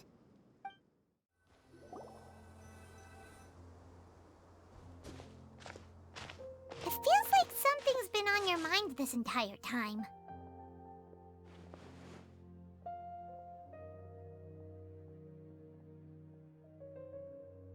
Traveler, Paimon. I finally found you. Finally? Did something happen? Don't you feel like there's something off about this year's Academia Extravaganza? When Candace and I were at the cafe earlier, we might have caught sight of some mercs on business. Thing is, they were disguised as tourists here to shop. But no disguise can mask the stench of blood. Just from their suspicious looks, I bet they do dirty work like kidnapping or assassinations. We eavesdropped on them for a while. Their target seems to be someone called Sachin. Sachin? Isn't that the person who Karina mentioned during the opening ceremony? He's apparently the sponsor behind the competition prizes and the Diadem of Knowledge, but he hasn't shown himself at all. Sounds like a rich person, all right. It makes sense now. The Eremites have been struggling to make ends meet recently, so a lot of groups have been doing private work that involves the rich. In their words, one gig sets you up for half a year. Just one job like this nets them enough mora to take it easy for a while. The extravaganza has brought many tourists to Sumeru City all at once, so it's likely that they took advantage of the bustle to sneak in. Dia and I wanted to directly capture them, but they were on guard and made some excuse to slip away. I would have tied him up if it wouldn't have caused a scene. Who's legally supposed to take care of this kind of thing? The Matra or the Core of 30? If Sino were here, he'd definitely get involved. Why don't we head over to the Academia and tell a Matra? Thanks a million, you two. Not at all. It was coincidence on our part as well. Yeah, don't sweat it. The Eremites' reputation is gonna get even worse if these scumbags succeed. But this is Sumeru City. Candace and I don't have as much freedom to act here, so we're leaving this in your hands. Should you require our aid, come find us at the cafe.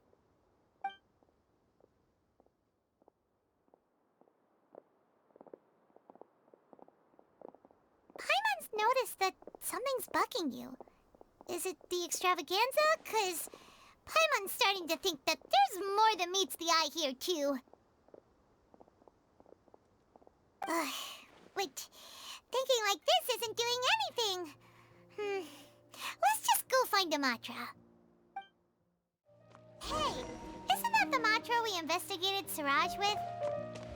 Arav, wasn't it? Let's go talk to him. Hello, both. It's been a while. Do you have any issues to report? Someone's planning to kidnap Sachin. Goodness. Though I suppose it's not all that surprising. The growing popularity of the extravaganza has given him quite the reputation boost as its sponsor. He's seen as one of these super rich types. Well, since he's got a target on his back now, shouldn't you send some people to protect him? To tell you the truth, we've thought about doing just that. However, Sachin apparently prefers to spend most of his time out doing field work, and hardly ever comes back to Sumeru City. No one has been able to contact him. Our only lead is something he once said. Each time the Inter-Darshan Championship is held, I will be watching from close by to choose a suitable person to inherit my estate. Assuming he remains committed to that promise, then he must be right here in the city somewhere. I suspect that the Eremites in question must have heard about that as well, and decided to come here and try their luck. So they shouldn't know where Sachin is either, right? I would assume not. Anyway, Mahamatra Saino is still on vacation, so I'll handle this. Don't you worry. A couple of kidnappers aren't gonna get very far in Sumeru City these days. I have my ways of forcing them out into the open. All of that said, if you're interested in Sachin's story, why don't you try tracking him down as well? The sooner we ascertain his whereabouts, the quicker we can act to ensure his safety. I mean, you could task all the Matra and the whole Corps of 30 with someone's protection, but if the client doesn't show themselves, there's nothing we can do to help them. Fair point. Guess we should start searching for him too, but where should we start? None, I'm afraid. He's never committed any crimes or broken academic protocol, so we don't have a very detailed file on him. I've heard that Alhaitham has now stepped down from his post as acting Grand Sage and is back to being the scribe again. Maybe it's worth checking to see if he knows anything. Good idea! Okay, we'll head back to the extravaganza venue and see if we can find him.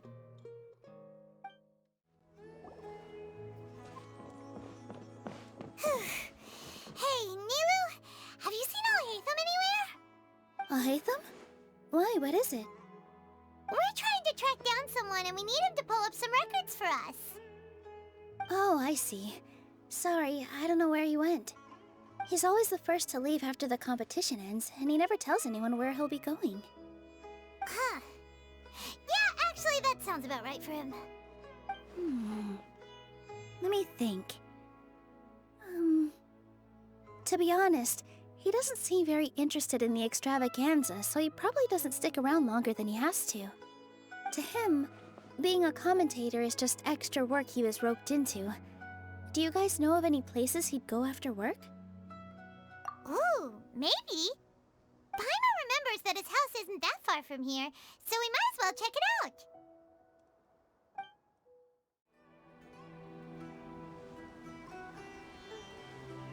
Let's try knocking.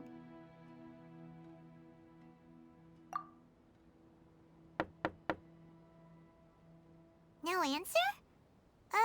Maybe no one's home. Hello? Alhaitham? Are you in? We need your help with something. Oh, it's you two? Oh, Kaveh, you're home! Come on in, I'll get the door for you.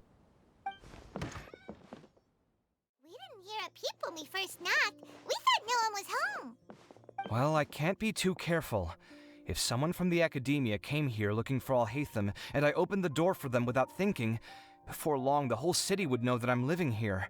You're pretty conscientious about this, huh? So, what happens if someone comes inside looking for him while you're at home? It's fine, as long as I stay in my own room. Anyway, why would someone just barge in here looking for him? Most people have better things to do. Fair enough.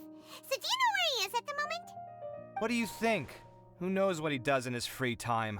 All that matters to me is that he's out of the house. I wouldn't call it that. He's just incapable of saying anything pleasant at all. I told him how the second round went. I won the lot draw, remember? Because of good karma, of course. My luck's on the rise. But him, being him... you wouldn't believe what he said after I was done talking! You're always quick to remind me that you're my upperclassman, and yet you do not problem solve in the manner becoming of an upperclassman. This begs the question of why we attach prestige to seniority at all. What does he mean, manner becoming of an upperclassman? What, am I supposed to earn the title of upperclassman now? And he didn't stop there. He said, I'd encourage you to reflect on why you've ended up having to rely on luck every round. Frankly, it's incomprehensible to me how you've managed to make it to this age without acknowledging the proverbial elephant in the room of your life. Yeah, that does sound like something Alhaitham would say. I've had it with him. Every time I talk to him, it's the same way. He finds a way to infuriate me every single time. Anyway, the disdain is very much mutual between us, so I'll be moving out as soon as possible. I'm actually packing my things right now. He'll have to get used to doing his own cleaning and tidying from now on.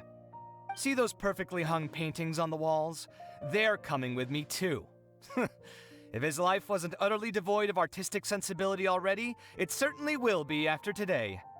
Wait, you're moving out already? But the competition isn't even over yet. How can you afford it? Well, obviously I can't just yet. I'm just packing early to get ahead of the game. I've got my new place picked out already. The moment I have my hands on the prize money, I'm going to buy it and move my things right in. It'll take me 3 days tops to move out of here for good. I now know what I have to do to achieve this goal. No matter what happens in the third round, I will win. I will emerge triumphant. You'll see. Well, we'll be rooting for you. But are you sure you'll be all right? In what way? Layla said that she thinks you'll get caught up in internal conflict. Meaning what exactly? Oh, don't tell me you think I have serious personality flaws too. Oh, we didn't say that. But think about it. You say you want to win, but you also turned Farozan down when she offered to give you her points. Plus, you took it upon yourself to help those desert foxes. Wait, what's so unusual about all that? I gave you my reasons. I would have felt guilty otherwise. Where's the conflict in that?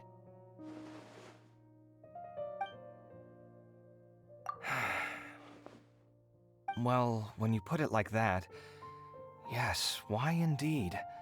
It's a good question. I guess it's just in my nature.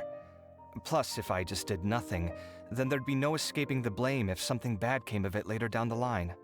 But thinking like that all the time must make your life so exhausting. Not to mention that by helping out, you put yourself at risk. Fainting in the middle of the desert, for example. Was that really worth it? It's complicated. Look, let's maybe leave this conversation for another time. What was it you needed Alhaitham's help with, anyway? Sachin. Huh. He did actually mention a Sachin recently. I remember he brought a few documents home that day. He was thinking out loud as he looked through them, making some notes and doodling as he went. He even suggested that I should take a look, but I didn't. Give me a moment. Let me go find them.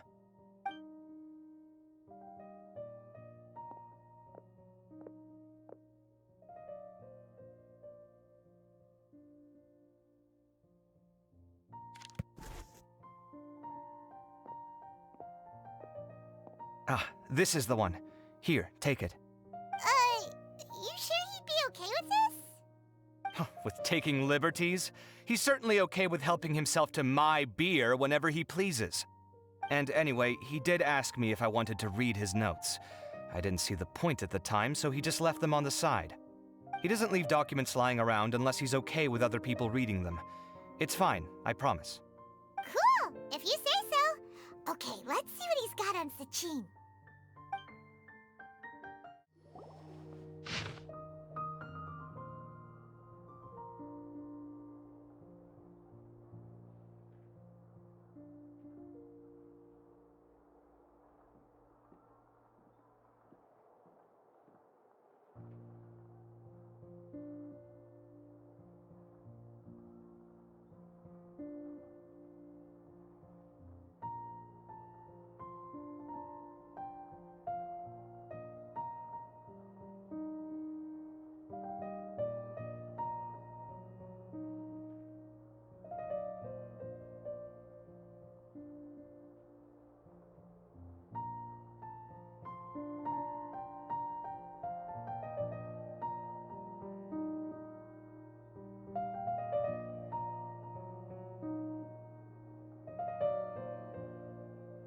That was a lot of information.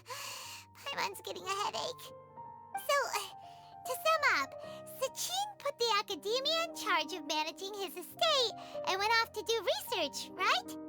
He even said that if he really liked one of the contestants, he wouldn't just give them a reward, but his entire estate as well.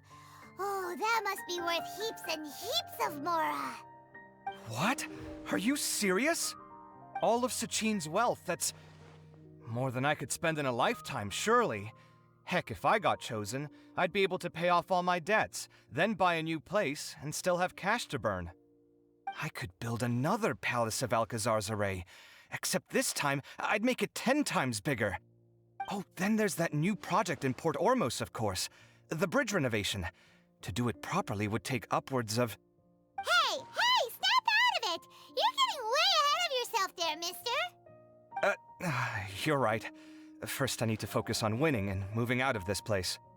Huh? Wait a moment. There's a loose slip of paper tucked in between these pages.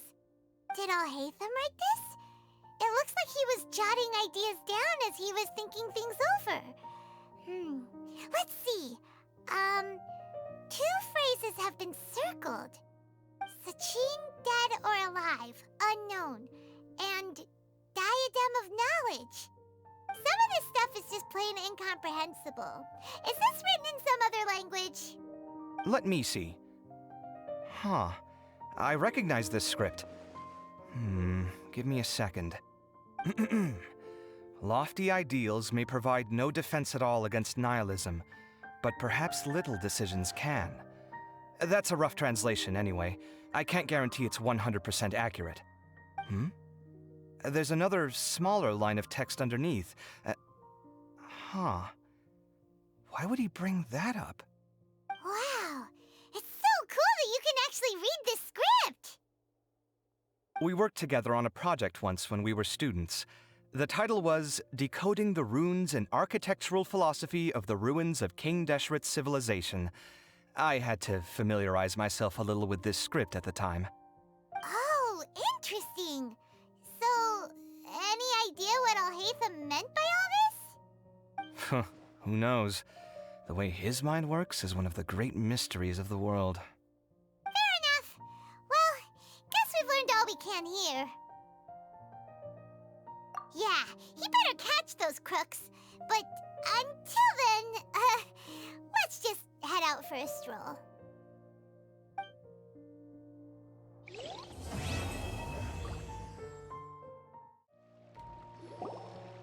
You're here. Sorry, I was just about to send someone to inform you. I only just finished interrogating the suspects. What did you find out? Well, lots of unexpected details, let's put it that way. The mercs themselves were surprisingly easy to catch.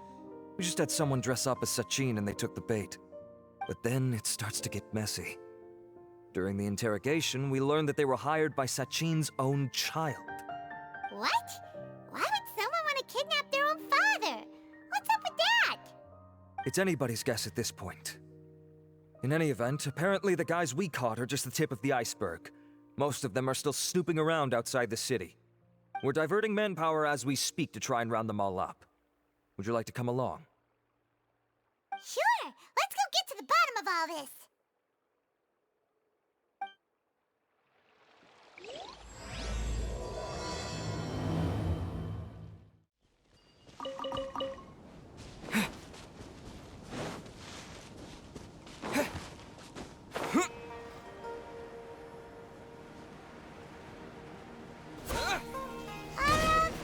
Are you sure this is the right place?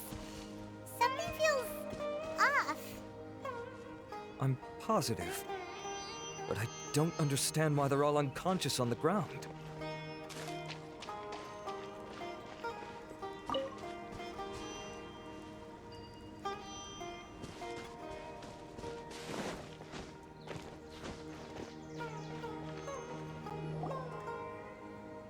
Boss, we got more company.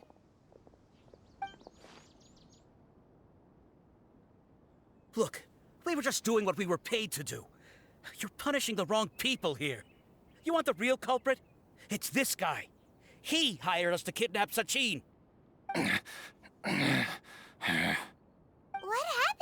Who beat you all up? Wait, you mean you aren't with them? With who? Who did this? First there was this flying brat. Didn't bother asking any questions, just started throwing punches. After that, some guy wearing green came along and interrogated us for a bit. I've got the confirmation I needed. This is the one who masterminded this whole plot. Jawani, Sachin's son. If you have any questions for him, now's your chance to ask them. When you're done, I'm arresting them all and taking them back to the academia for further interrogation. So why did you hire people to kidnap Sachin? What do you think? 20 years ago, he upped and left to go and live a carefree life, not giving a second thought for my welfare. As if that's not bad enough already, He went and put his entire fortune in the care of the academia, along with a contract saying that one day he'd pass it all on to a genius he admired. That's my inheritance. By rights. You expect me to sit back and watch it go to someone else? If he won't give me what's mine, I'll just have to take it from him. Of course! Didn't he say he would be here somewhere, watching the championship from the shadows? So, I figured I'd get some people to nab him. Then I make him change the contract. And if the academia doesn't agree to hand over the goods, I make him publicly announce that I'm his chosen genius. No, the old fart knows how to stay hidden. I'll give him that. He's probably cooped up somewhere watching all this go on and laughing to himself. I already thought he'd gone mad 20 years ago. And who knows what a madman's truly capable of. Diadem of Knowledge? You mean that thing he donated to the academia? Well, I can tell you that it's very expensive. He sold a lot of assets to purchase it back in the day. Weird things started happening after he brought it home, too. For example, sometimes we'd hear a high-pitched voice coming from the storage room. Also, before donating it to the academia, he once shut himself in that same storeroom and researched it non-stop for days. Something was already seriously wrong with him by that point. Nothing he did shocked me. What do you mean, something wrong with him? I only have a vague memory of it, since I was very young at the time. But I have the impression that he went out into the desert for research and didn't return for many years. When he finally did return, he was a changed person. He would mumble incomprehensibly and write essays day and night. I asked if I could see what he'd written, but he chased me out of the room. Later, he went out somewhere and took his written essays with him. When he got back, he signed his contract with the academia. Part of me wonders whether he'd already stopped being my father by that point. Perhaps the man we called Sachin was a demon from the desert who was wearing his skin. Okay, you can stop now. You're creeping Paimon out. You can believe me or not. Doesn't matter to me. I told you all I know. But if you do see Sachin, tell him this for me. Whatever it is that he's researching out there, he'll always be garbage in my eyes. You finished? In that case, come with us. Well, we finally caught the guy behind all this. Thanks for providing us with the critical information. Do you still have any lingering concerns? Yeah! Al-Haytham's notes do mention that item. Scribe Al-Haytham looked into this matter. Understood. Well, if you believe there to be an issue with the diadem, I'd suggest contacting the organizers and getting them to pause the competitions while we investigate. That makes sense. Okay then, let's get back to the venue. We need to tell Karina what's going on. Karina! You're finally back. Where have you been? I looked everywhere for you. The third round's already started. We were out capturing some bad guys who wanted to kidnap Sachin. But that's not important right now. We think there might be something wrong with the Diadem of Knowledge, and we'd like to investigate it. The diadem? That seems unlikely. The Diadem of Knowledge has been used in every extravaganza over the last 2 decades, always without incident. Why has this come up now? This is pretty serious. Let me think. Okay, here's the situation. The diadem is currently in Mount Ima Forest. We moved it there before the third round began. In the third round, contestants have to go into Mount Ima Forest, find the diadem, bring it back, and place it on the stand. The first person to do this gets 4 points. Considering how close the scores are between our contestants, whoever wins this round is very likely to be the winner of the whole competition. As such, I suspect competition to be very fierce. You might not make it in time. I'll mark the diadem's location for you. Please head there immediately. Let's hope nothing happens. All right, let's go! Al-Haytham, Nilu, have you seen any of the other contestants? No. No one's completed the task yet. Why? Has something happened? There might be a problem with the diadem. Oh, but Alhaitham, you must know something about it, right? Whatever do you mean? You! Forget it! We'll go find it first. We'll ask you again later.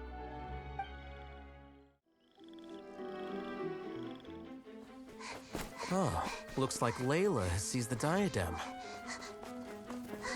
But getting to the goal won't be easy.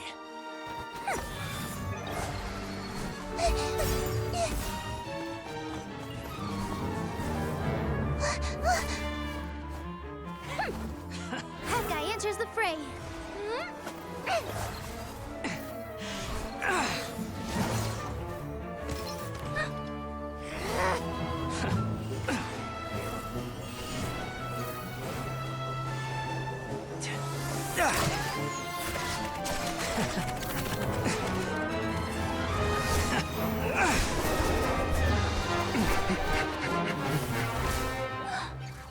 Arizon's device has gone haywire. The competition is heating up.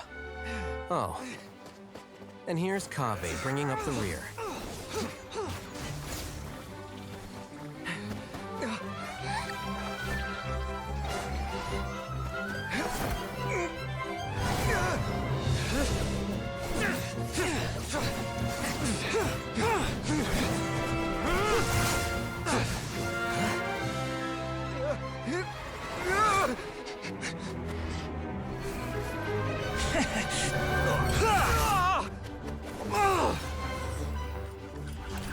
It's Kave's toolbox! Throwing the diadem to its owner!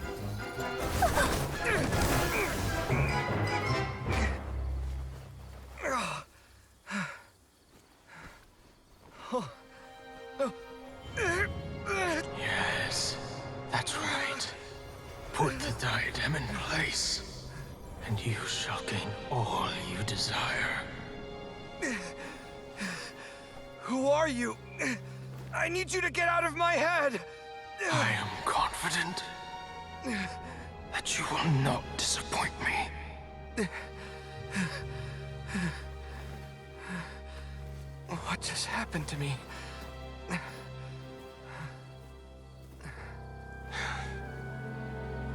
Something's wrong.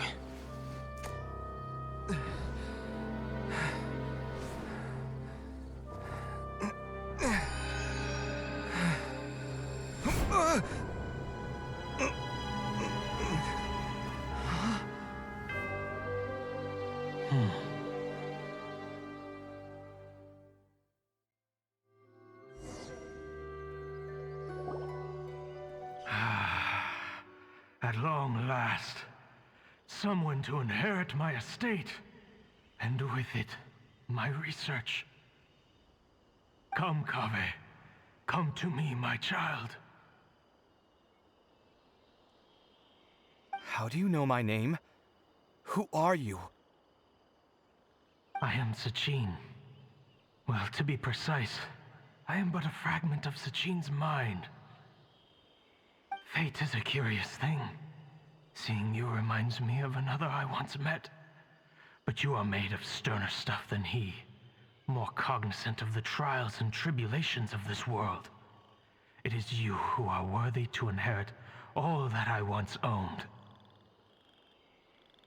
We meet for the first time, children. But what I mean to say now is of utmost importance. So please, pay attention and bear witness. You have all performed outstandingly in this Interdarshan Championship. The Academia has many rare talents among its ranks, and you are the creme of the creme. But if I were to choose a successor, I would choose you, Kaveh. Not only because you were victorious, but also due to our similarities in character.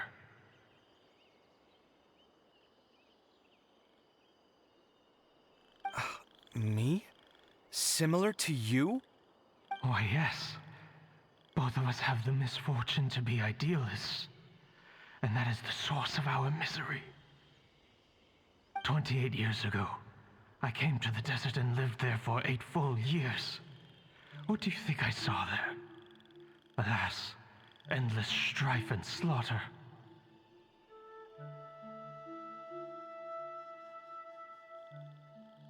Conflict over water sources, robbing of merchant caravans, exploitation of the people relentlessly, day after day.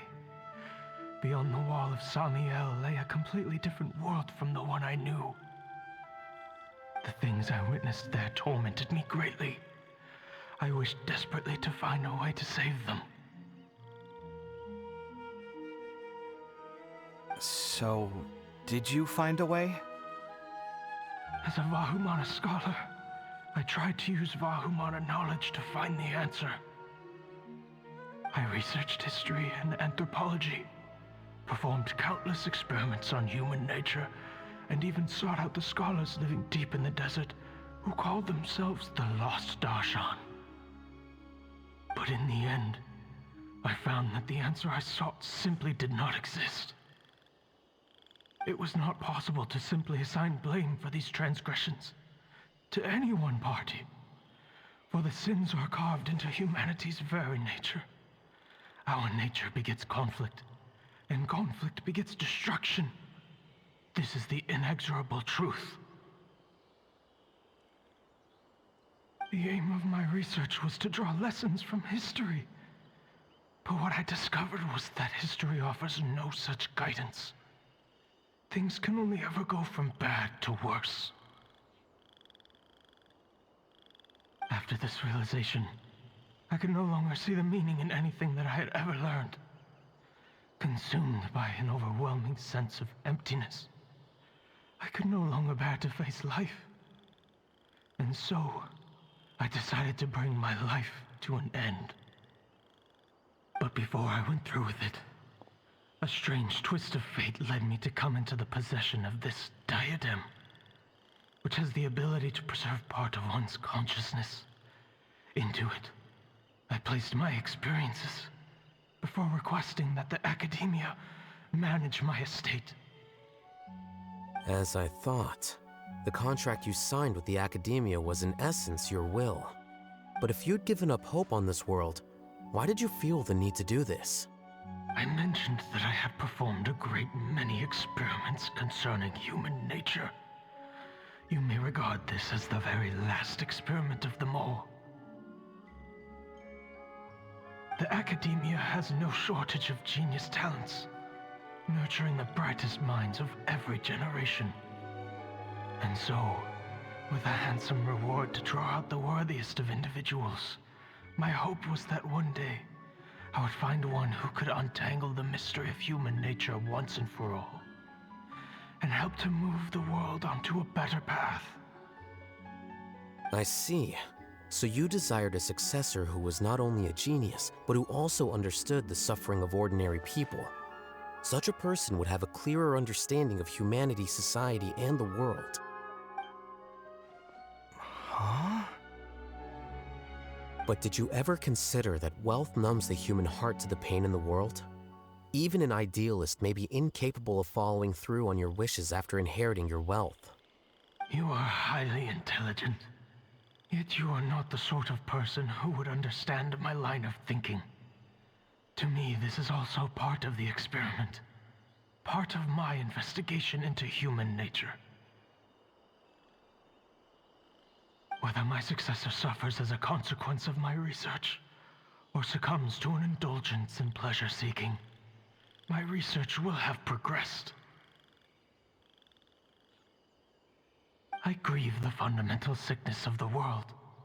I regret the unbearable weight of its history, and I lament the research that I failed to complete. And this, Kaveh, my dear child, is why you will be of great utility to me. You're absolutely certain that you want to give me everything you owned?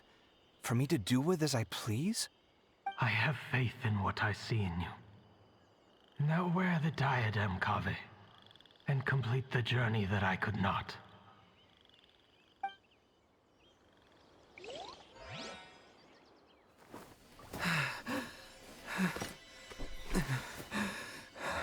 Will the verdict I reached cause you suffering?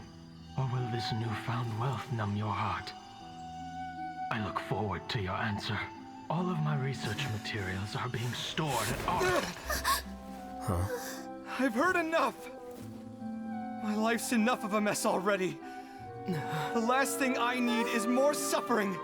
Keep your Mora. I don't need it. Didn't you say that you saw a lot of people in pain? Well, if that's the case, then your wealth can go to them.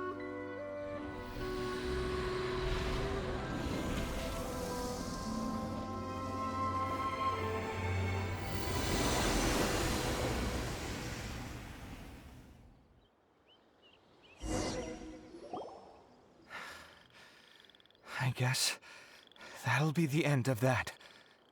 Kaveh. Are you all right? Any physical discomfort? I'm fine. Thanks, Tainari. Don't worry about me. Don't push yourself too hard. Kaveh. Kaveh may have broken the diadem, but he successfully completed the task prior to that. According to the rules, this makes him the victor of round 3. Points-wise, this also makes him the winner of the Interdarshan Championship. As the champion and Sachin's personally designated successor, Kaveh has obtained the rights to inherit the entirety of his estate. For the avoidance of doubt, can you confirm that it is your intention to donate all of Sachin's wealth? Like I said, he thought that the world is a bad place. Well then, let's use what he left behind to change it for the better. Rejecting the world will achieve nothing. He and I, we're not the same. All right. As the scribe, I will make a record of this incident on file. The sages will contact you in person for details on how exactly Sachin's estate is to be used. That sounds fine. I don't know if his research findings were right, nor would I know how to finish his research for him. But what I do know is that by ending this here, no contestants will have to suffer. We won't be the last. There will be more championships to come, and countless future scholars will follow in our footsteps. Sachin's words can only cause pain, but not anymore. No one else has to hear them now. We're all scholars here. I know full well that shutting down his views like this is autocratic and arrogant. Fine by me. I'll bear that responsibility. It's the least I can do. And, well, it's the only thing I can do. Well said. What you've expressed is a sense of justice and idealism that many aspire to, but few dare follow through with. I say this despite the fact that, in my view, it's quite ridiculous. You have long been aware of what your flaws are, but your pride alone prevents you from admitting it. Nevertheless, your perspective is well suited to appearing in a victory speech. Contestant Kaveh, on behalf of the organizing committee, it is my honor to congratulate you on your victory. What? Please, I don't need your insincere praise. Anyway, this isn't the time or place for debates. Keep your commentary focused on the competition, not my views. Congratulations, Kaveh. Also, you'll need to prepare for the award ceremony. Thank you all for your excellent performance. And that brings this year's Interdarshan Championship to a close.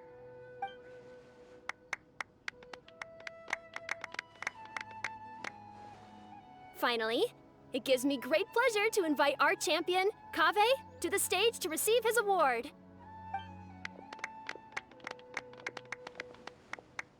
Typically at this point, we would crown our champion with the diadem as well as presenting them with their award. However, we have just received word that Kaveh has inherited Sachin's estate and made the decision to donate it all to charitable causes. Sachin's estate is getting donated? So much Mora. And he gave it all up? Kaveh's generosity will give many struggling families the chance to change their lives for the better. Of course, without the diadem and prize money to present, this makes the award ceremony a little more concise than expected. Would you like to say a few words, Kaveh? I'm sure many of our audience, like myself, are curious to learn why you decided to give all this wealth away. I'm not entirely sure what I should say under these circumstances. I'm glad to have won, even though I'd say luck played a big part in that. As for why I want to give the Mora away, I don't support Sachin's views, and I don't want to take his Mora. With a lot of things in life, people need to experience them for themselves. It shouldn't be up to one person to make a judgment on. Not him, and not me either. Anyway, this isn't really the time and place for such weighty and complicated topics. So, I guess that's all. I'll leave it there. Thanks very much. Oh, Kaveh, just one moment. While this is a short and sweet award ceremony, we do still have a prize to present you with. Please take this limited edition Genius Invocation TCG card. Additionally, your champion status will be logged in your record. This means that the Sages will give priority consideration to any future project proposals you submit. All right, I'll take the card. But as for project proposals, forget it. In that case, I declare the award ceremony over. Let's give our champion Kaveh one last big round of applause.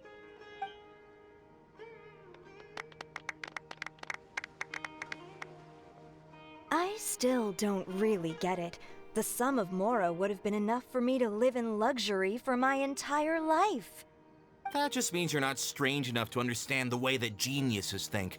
Come on, we've still got the whole Wisdom Gala to explore.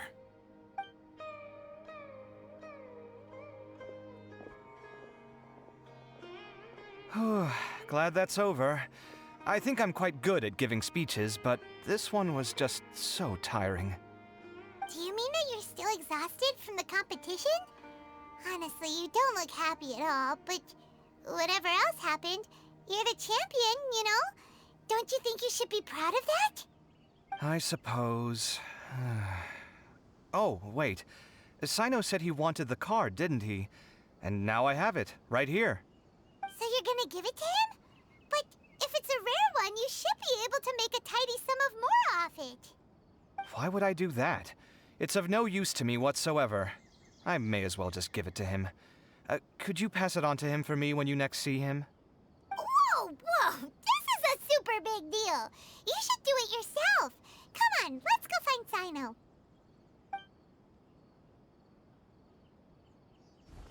Huh? But I was gonna rest for a while longer. Hey, stop pulling my hair! What you looking at, Sino? I'm still thinking about the Sachin issue. What brings you here? Well, they gave me this limited edition Genius Invocation card, and I figured you'd have more use for it than I. But it's a limited edition. Are you sure you want to give it to me? What else would I do with it? I have no use for it.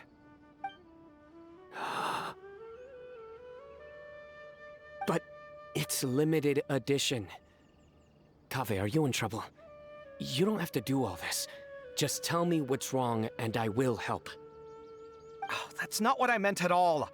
Yes, I have all sorts of problems, but that has absolutely nothing to do with this card.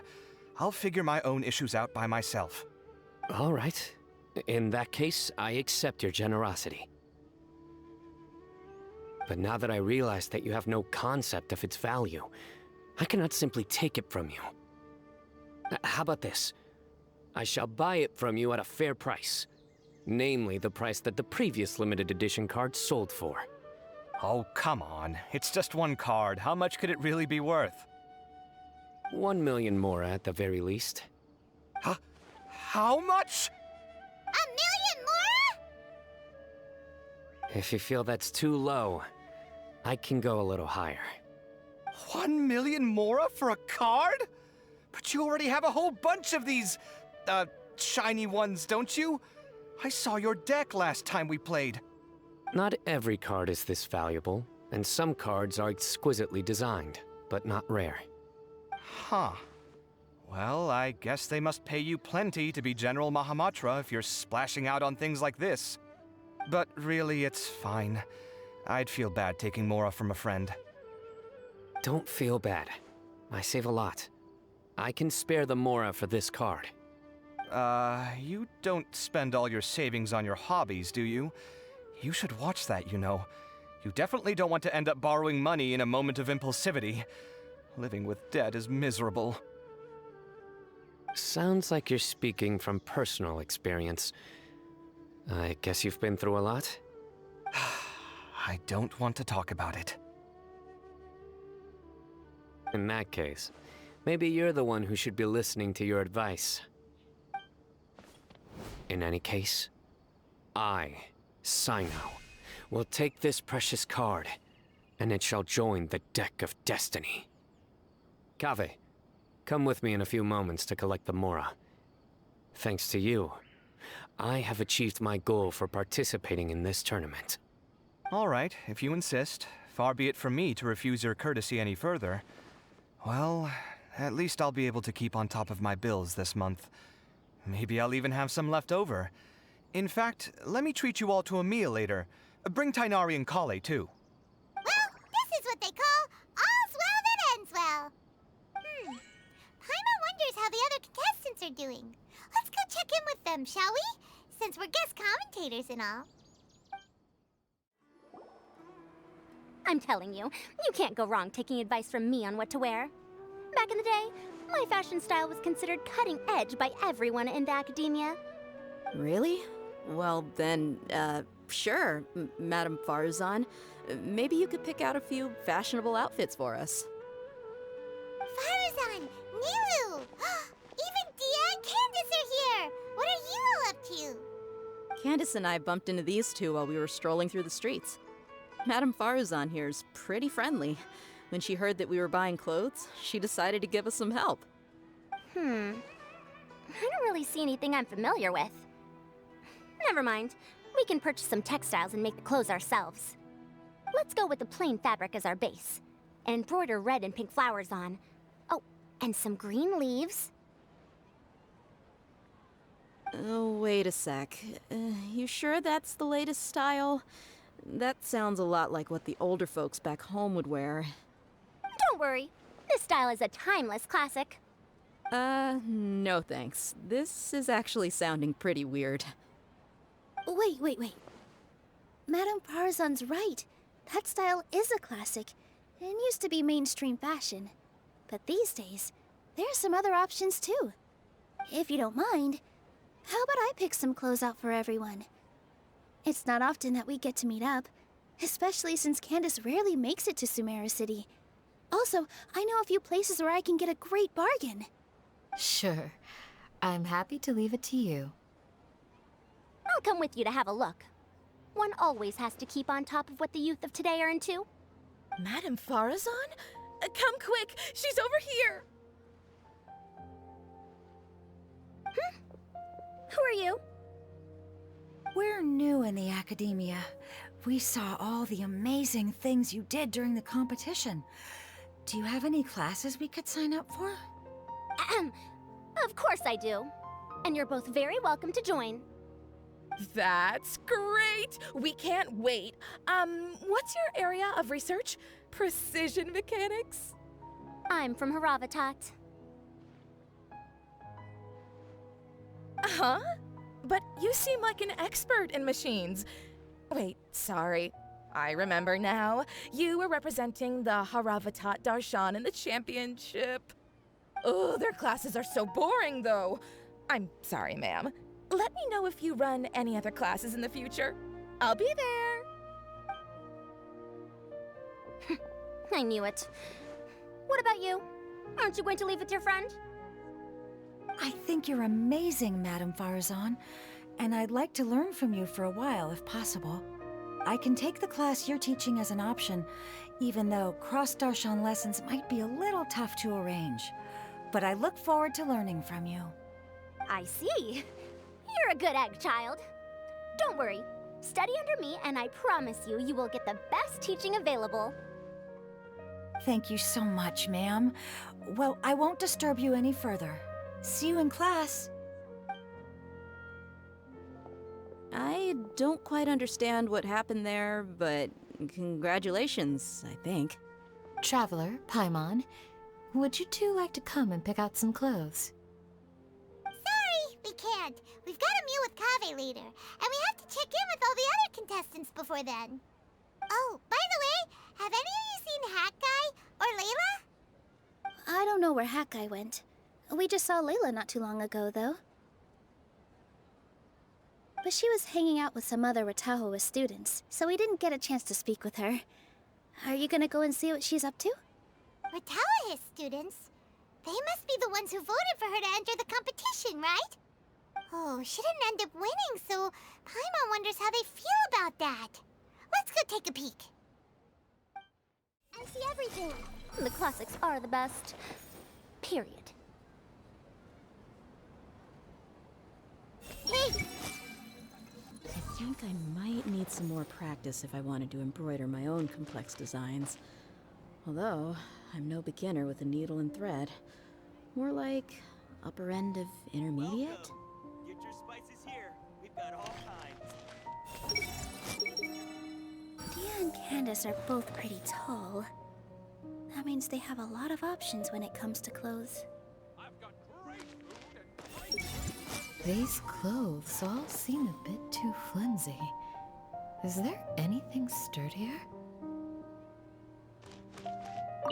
If you don't come to Sumeru City often, classic floral designs aren't a bad choice. Those don't really go out of style.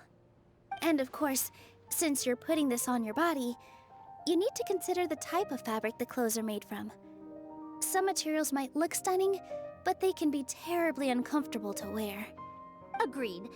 After all, is fashion not the constant phasing in and out of classics? In that sense, you could always consider the style I suggested too. Wait, sorry, ma'am, but I think it could be quite a while before the style you recommended comes back into fashion. I actually think the style recommended by Madame Faruzan is quite beautiful. Isn't it just? You have a discerning eye, my dear.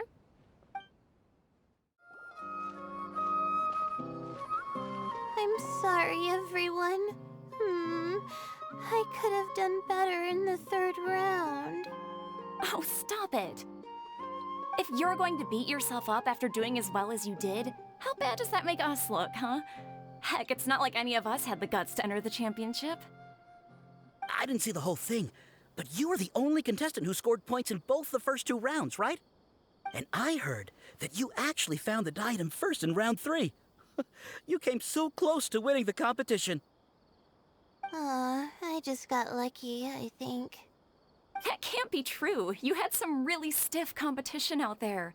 The renowned Tainari from Amorta, even Sino the General Mahamatra was there. You're amazing, all of you. Getting points off them is a huge achievement. The way I see it, people aren't exaggerating one bit with the nicknames they give you. You are a genuine genius. Aw, thanks a lot. But I really don't think I qualify as a genius. In the second round, for instance, I dozed off and somehow found myself beside the device when I came to. Ah, come on, don't be so hard on yourself. We've decided we're taking you out to celebrate, and that's final. Let's go. Cheer up, Layla. The rest of today's all about you. Looks like things are going well for Layla. This is great! We haven't seen Hat Guy since the end of the competition. Oh well, it's almost mealtime. We'd better go meet up with Kaveh and Sino now.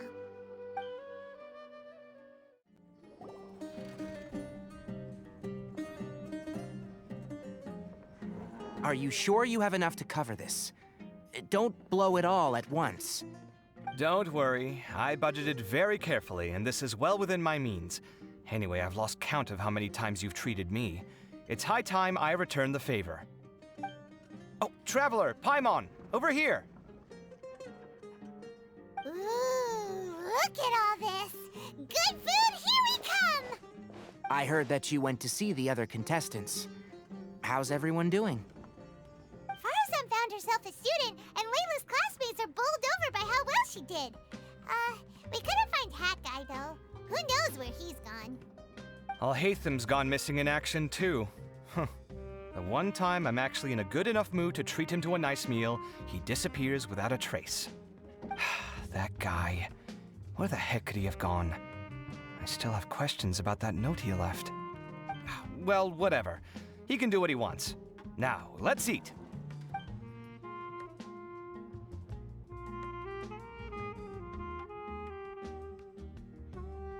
You shocked me a little when you hurled the diadem to the ground. On further reflection, of course, it made sense, but at the time I was expecting at least some amount of deliberation. Sachin's voice started talking to me inside my head from the moment I picked it up. I could feel his emotions, too. It was a mix of despair and horror swirling around inside my mind. He bombarded me with his ideas relentlessly, like he was trying to brainwash me. It gave me a splitting headache that only got worse as he went on. Like I was saying at the time, his views are not necessarily completely without value. But if all his research does is lead to misfortune, then we're probably better off without it. If his forbidden research were to spread in a harmful form and cause people to suffer, the Mantra would step in and ban it. I think you did the right thing. I suppose another way to approach it would have been to claim that you agreed to inherit his research, but give up the research as soon as you've inherited the wealth. But that wouldn't have been your style. I won't comment on his theories or experiments, but I don't believe that he was careless in his choice of candidate. He chose you. That means he knew what he was doing. Perhaps. I just think that if you accept someone else's things, you should honor their wishes. That's a good thing. It means that you have integrity. Thank you, oh my god, thank you. See, you get me, Kale. It's a good thing Alhaitham isn't here right now. He'd be quick to explain why you're wrong. Seems like you always include him in the conversation, even when he isn't here. Yep, no dinner with Kaveh is complete without a few words about Alhaitham. I sense that Alhaitham has in fact been here with us all along.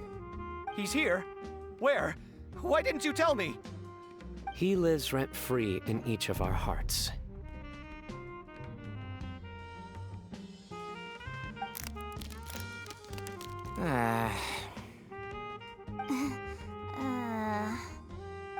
That was horrifying. It literally sent chills down my spine. Good thing you didn't say that before we started eating. That would have killed the mood in a heartbeat. All right, enough about Alhaitham. Tainari, did you achieve what you wanted out of the championship? I did, in the first round, in fact. Word of mouth proved very effective. I spoke to a handful of people, they told their friends, and so on. Now, a record number of people have signed up to attend the next lecture. Oh, are you free next month? You should come along, maybe even say a few words. About what? I don't know the first thing about anything Amorta-related. Just play to your strengths. For instance, you could talk about the distinguishing features of rainforest architecture, or ask everyone not to chop down too many trees the next time they're building a house. Oh, well, that's no problem. Sure, I'll make time. Has everyone had enough to eat? I can order more if anyone's still hungry. I'm full. Thanks. Paimon's super full, too. If only we could eat like this every day. Yeah, we should do this more often. Work will always be there, but seeing friends is important too. This is a good restaurant. Let's definitely come here again. Sounds good. We should pick a few other places as backup options, though. There are other good places around here, too? Oh, and don't forget to invite us if you go. There's nothing we love more than good food. Kaveh, do you have plans after this? I was thinking of maybe going to the academia for some alone time. Nothing set in stone, though. Why do you ask? Since everyone is free, why don't we play a few matches of Genius Invocation TCG? Eager to show off your new limited edition card, are you? Not to show off. This is my way of thanking you for your help. Only my best friend will have the honor of seeing this card's debut play. All right, sure.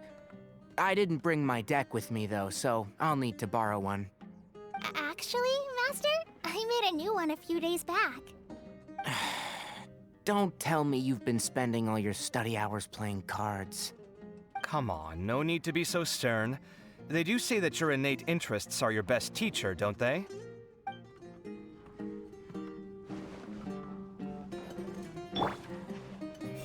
everything. This was some pretty successful ordering today. Not a dish wasted. Oh, I almost forgot. I should order a couple of extra things to take back home. Everyone hold hands. With this limited edition card in my deck, I have reached peak connection with my cards. This is my most worthwhile purchase in quite some time. It's been so nice not having to study these last few days. I hope I don't fall behind. Wait. Uh-oh. I've completely forgotten where I was up to. I wonder when Kaveh will be able to pay off his debts. I wish him the best of luck. Well, it looks like this Inter-Darshan Championship's a wrap. All that stuff with Sachin and the diadem got sorted too. Have you still got anything else on your mind? Oh, right. Yeah, Sachin said that he placed his research materials at somewhere beginning with but Kaveh smashed the diadem of knowledge before he could finish. It might be dangerous if someone finds his old research stash, right? Where do you think it could be? Holy smokes, you're right! He said he spent all the time researching in the desert, didn't he? So it's very possible that that's where he'd leave all his suits. All right then, let's head off to Ara Village and try our luck!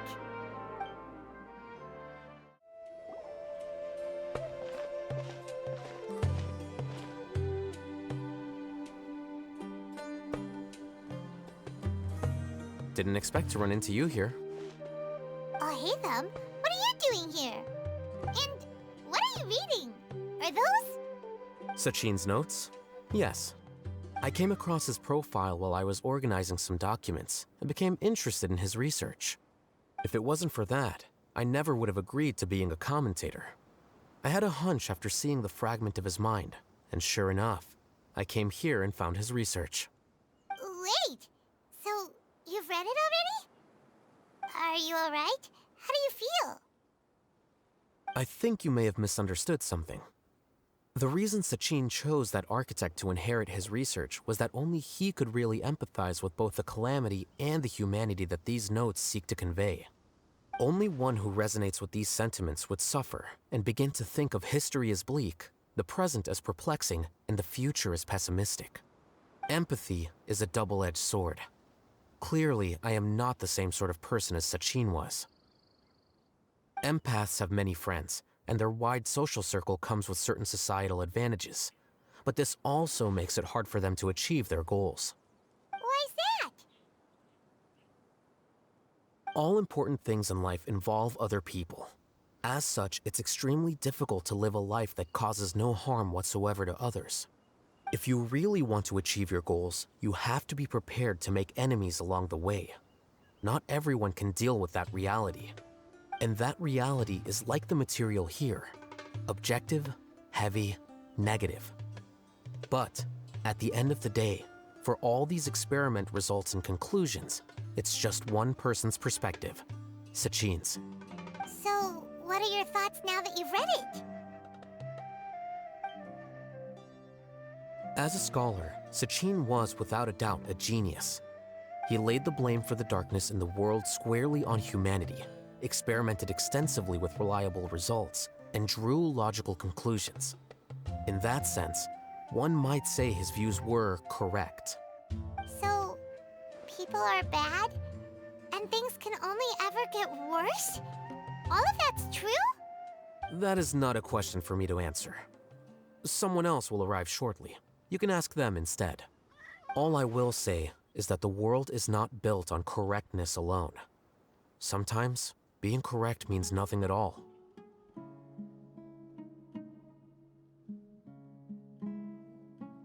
Lofty ideals may provide no defense at all against nihilism, but perhaps little decisions can. By their own choice, the idealist seeks to bring happiness to all while denying themselves the same. Thus, they shall never reach even the borders of truth until they wipe away the ignorance that blinds them.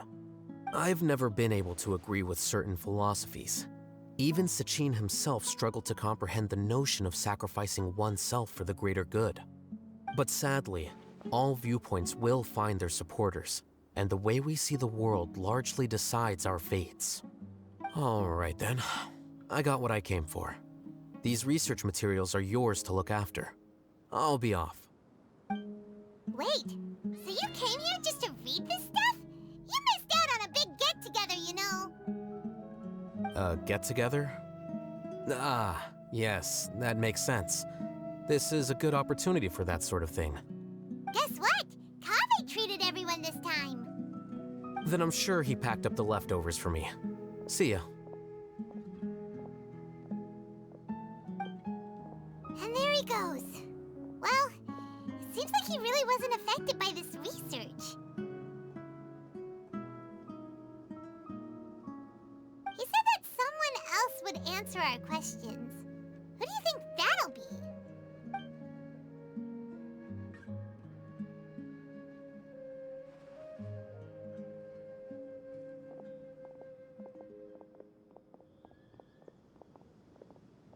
Traveler, Paimon, you're already here. Nahida! Oh, and that guy. Wait, so you asked him to take part in the championship? Yes, it was me. Are you surprised? Did you know that there was something wrong with the diadem from the start? And if so, why didn't you switch it out for another one? Because Sachin's research is not mistaken. He spent his entire life researching this topic, and these materials are a result of that. These are the crystallization of his wisdom. Yes, I was worried that the material might cause some disruption, but I didn't want to wipe away all his hard work searching for the truth. So instead, I had Hat Guy here help me keep an eye on things. Seriously? I think you can stop calling me that now. Why? Don't you like it? Well, anyway, if Sachin's chosen successor hadn't been able to handle his research, or if it had brought pain to more people, he would have intervened at a suitable moment. And after all that, the person Sachin chose turned his nose up at his life's work. Pretty hilarious. I was also hoping that this could be an opportunity for you to learn how to interact with people normally. But it looks like that didn't work out. That wasn't necessary. I'm still paying you back for your help. And the last thing I need is more reasons to be indebted to you. Nahida, what did you mean by Sachin's research is not mistaken? Does that mean that you approve of his research? Put it this way instead.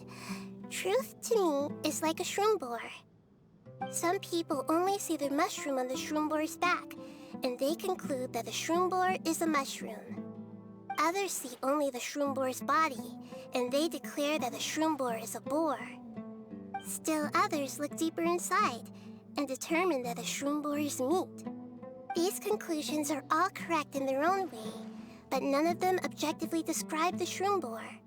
Paimon kinda gets it, but also not really. The world is the same way. No one, not even I included, can understand it in its entirety. All of us are somewhere on the path toward truth. Within the confines of our limited knowledge, some may blindly believe in the beauty of this world, and others may focus only on its evils. In truth, the most important thing isn't what state the world is in now, but what people hope it will become. But of course, I don't mean that as a criticism or a call to action. Ultimately, my duty as the God of Wisdom is to guide every form of wisdom to a place where it can find its purpose. That was a long speech. So what are you actually going to do with these research materials? Because Kaveh, as the successor of this research, does not wish to see these ideas disseminated, I will seal it up. But even though Sachin's research could be considered negative wisdom, it is still a building block of the truth. If someone wishes to follow in his footsteps in the future, I will not stop them. I also look forward to the day that a member of the Vahumana Darshan can not only comprehend his theories, but also find a way out from the despair as well. Vahumana doesn't have that kind of talent. Wait, you're not intending to keep me in Vahumana long term, are you? I don't remember signing up to become a scholar. Don't you think I'm useful enough to you as a prisoner? Oh boy, here we go again. You think so? Well, to that, I would say that in Sumeru, even prisoners have a right to an education. I hope that your studies in Vahumana will help you deal with your own fate and learn how best to settle old debts from your past. I will review your final thesis myself. I'm expecting great things from you, Mr. Hat Guy.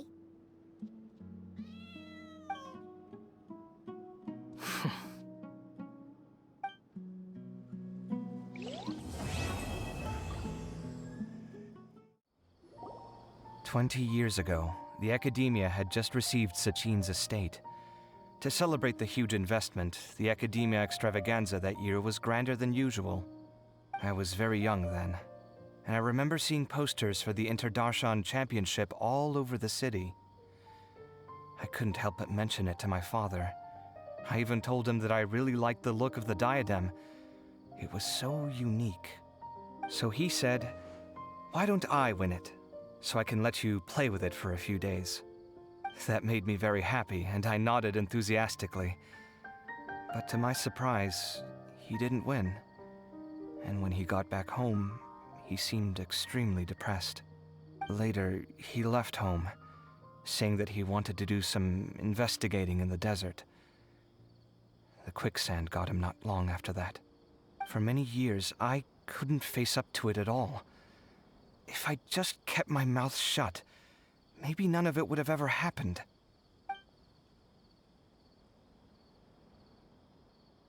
Wait, so the person we came across in our investigation, who went into the desert 20 years ago, it was... Is that why Sachin thought I looked familiar? I can't believe it.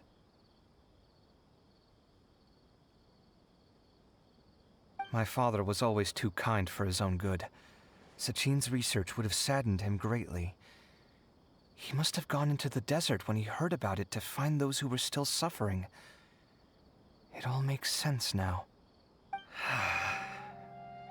I've tried telling myself so many times over the years that maybe his sudden depression wasn't because he didn't win the competition. Maybe something else was going on that I wasn't aware of. But in the end, it all started with me mentioning the competition to him. Oh, Kaveh. Don't worry. I destroyed the diadem. There will never be another tragedy like this again. Never again.